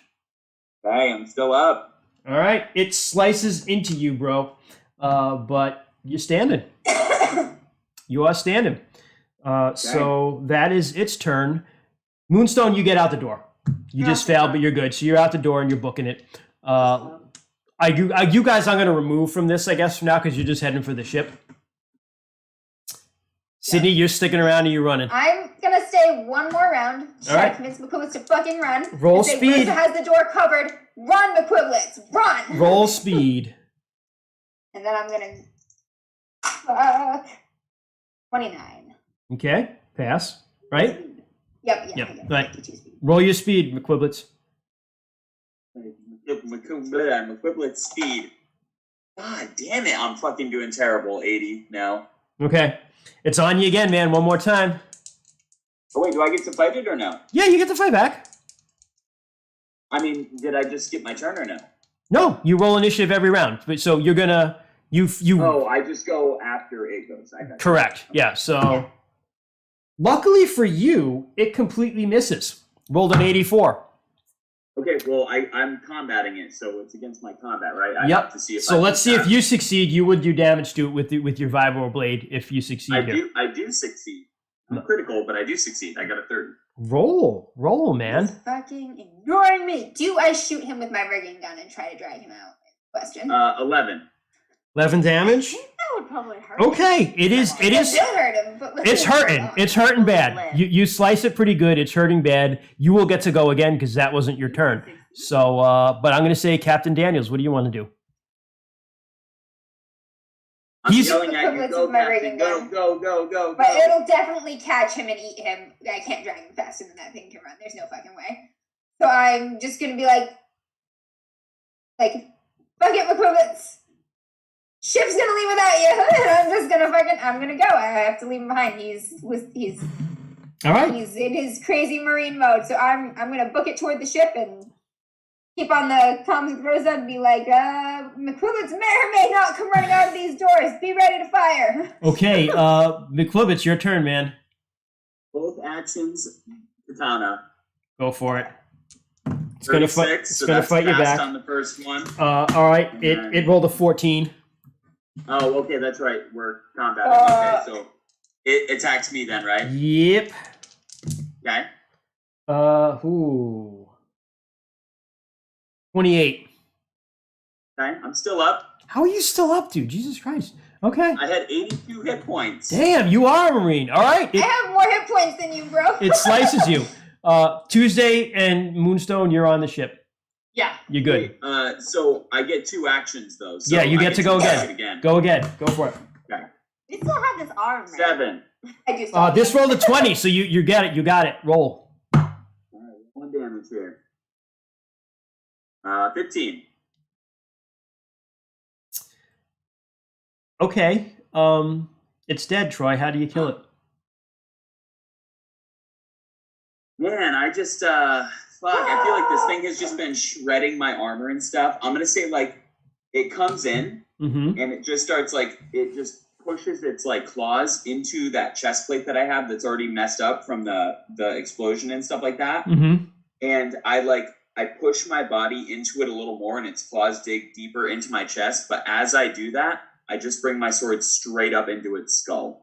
Nice. It's effectively the guy that pulls himself in on the spear so he can stab the guy with his sword. Perfect. And you do, and you're the bottom, so it goes in the bottom of its head, and I picture the top of the vibroblade coming out right in between its 4 eyes.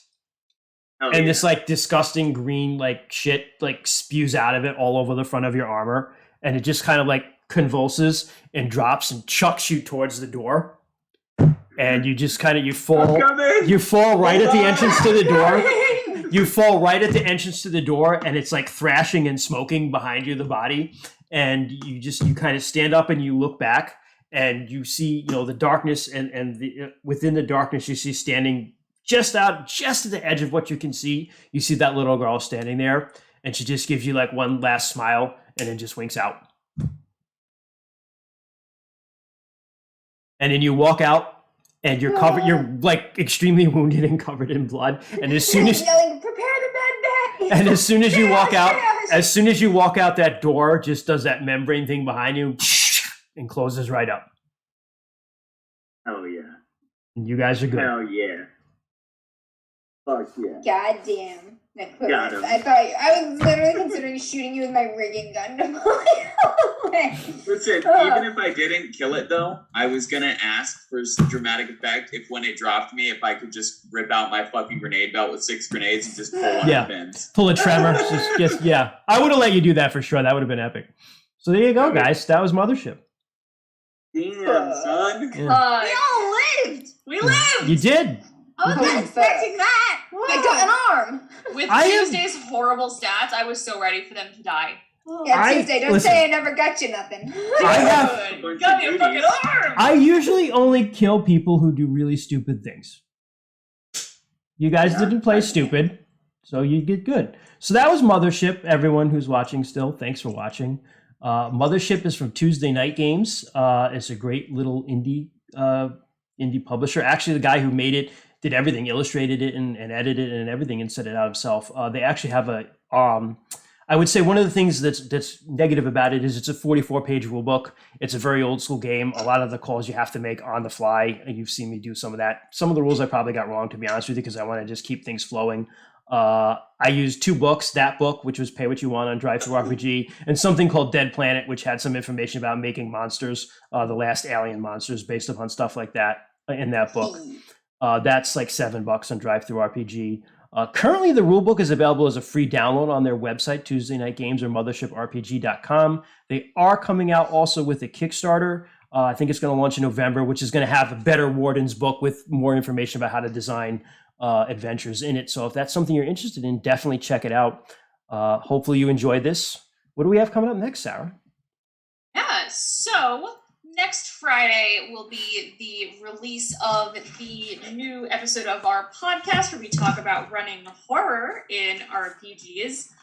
And then after that, on the 15th, Amber is running us. And I can announce this now, our first special guest appearance on the show.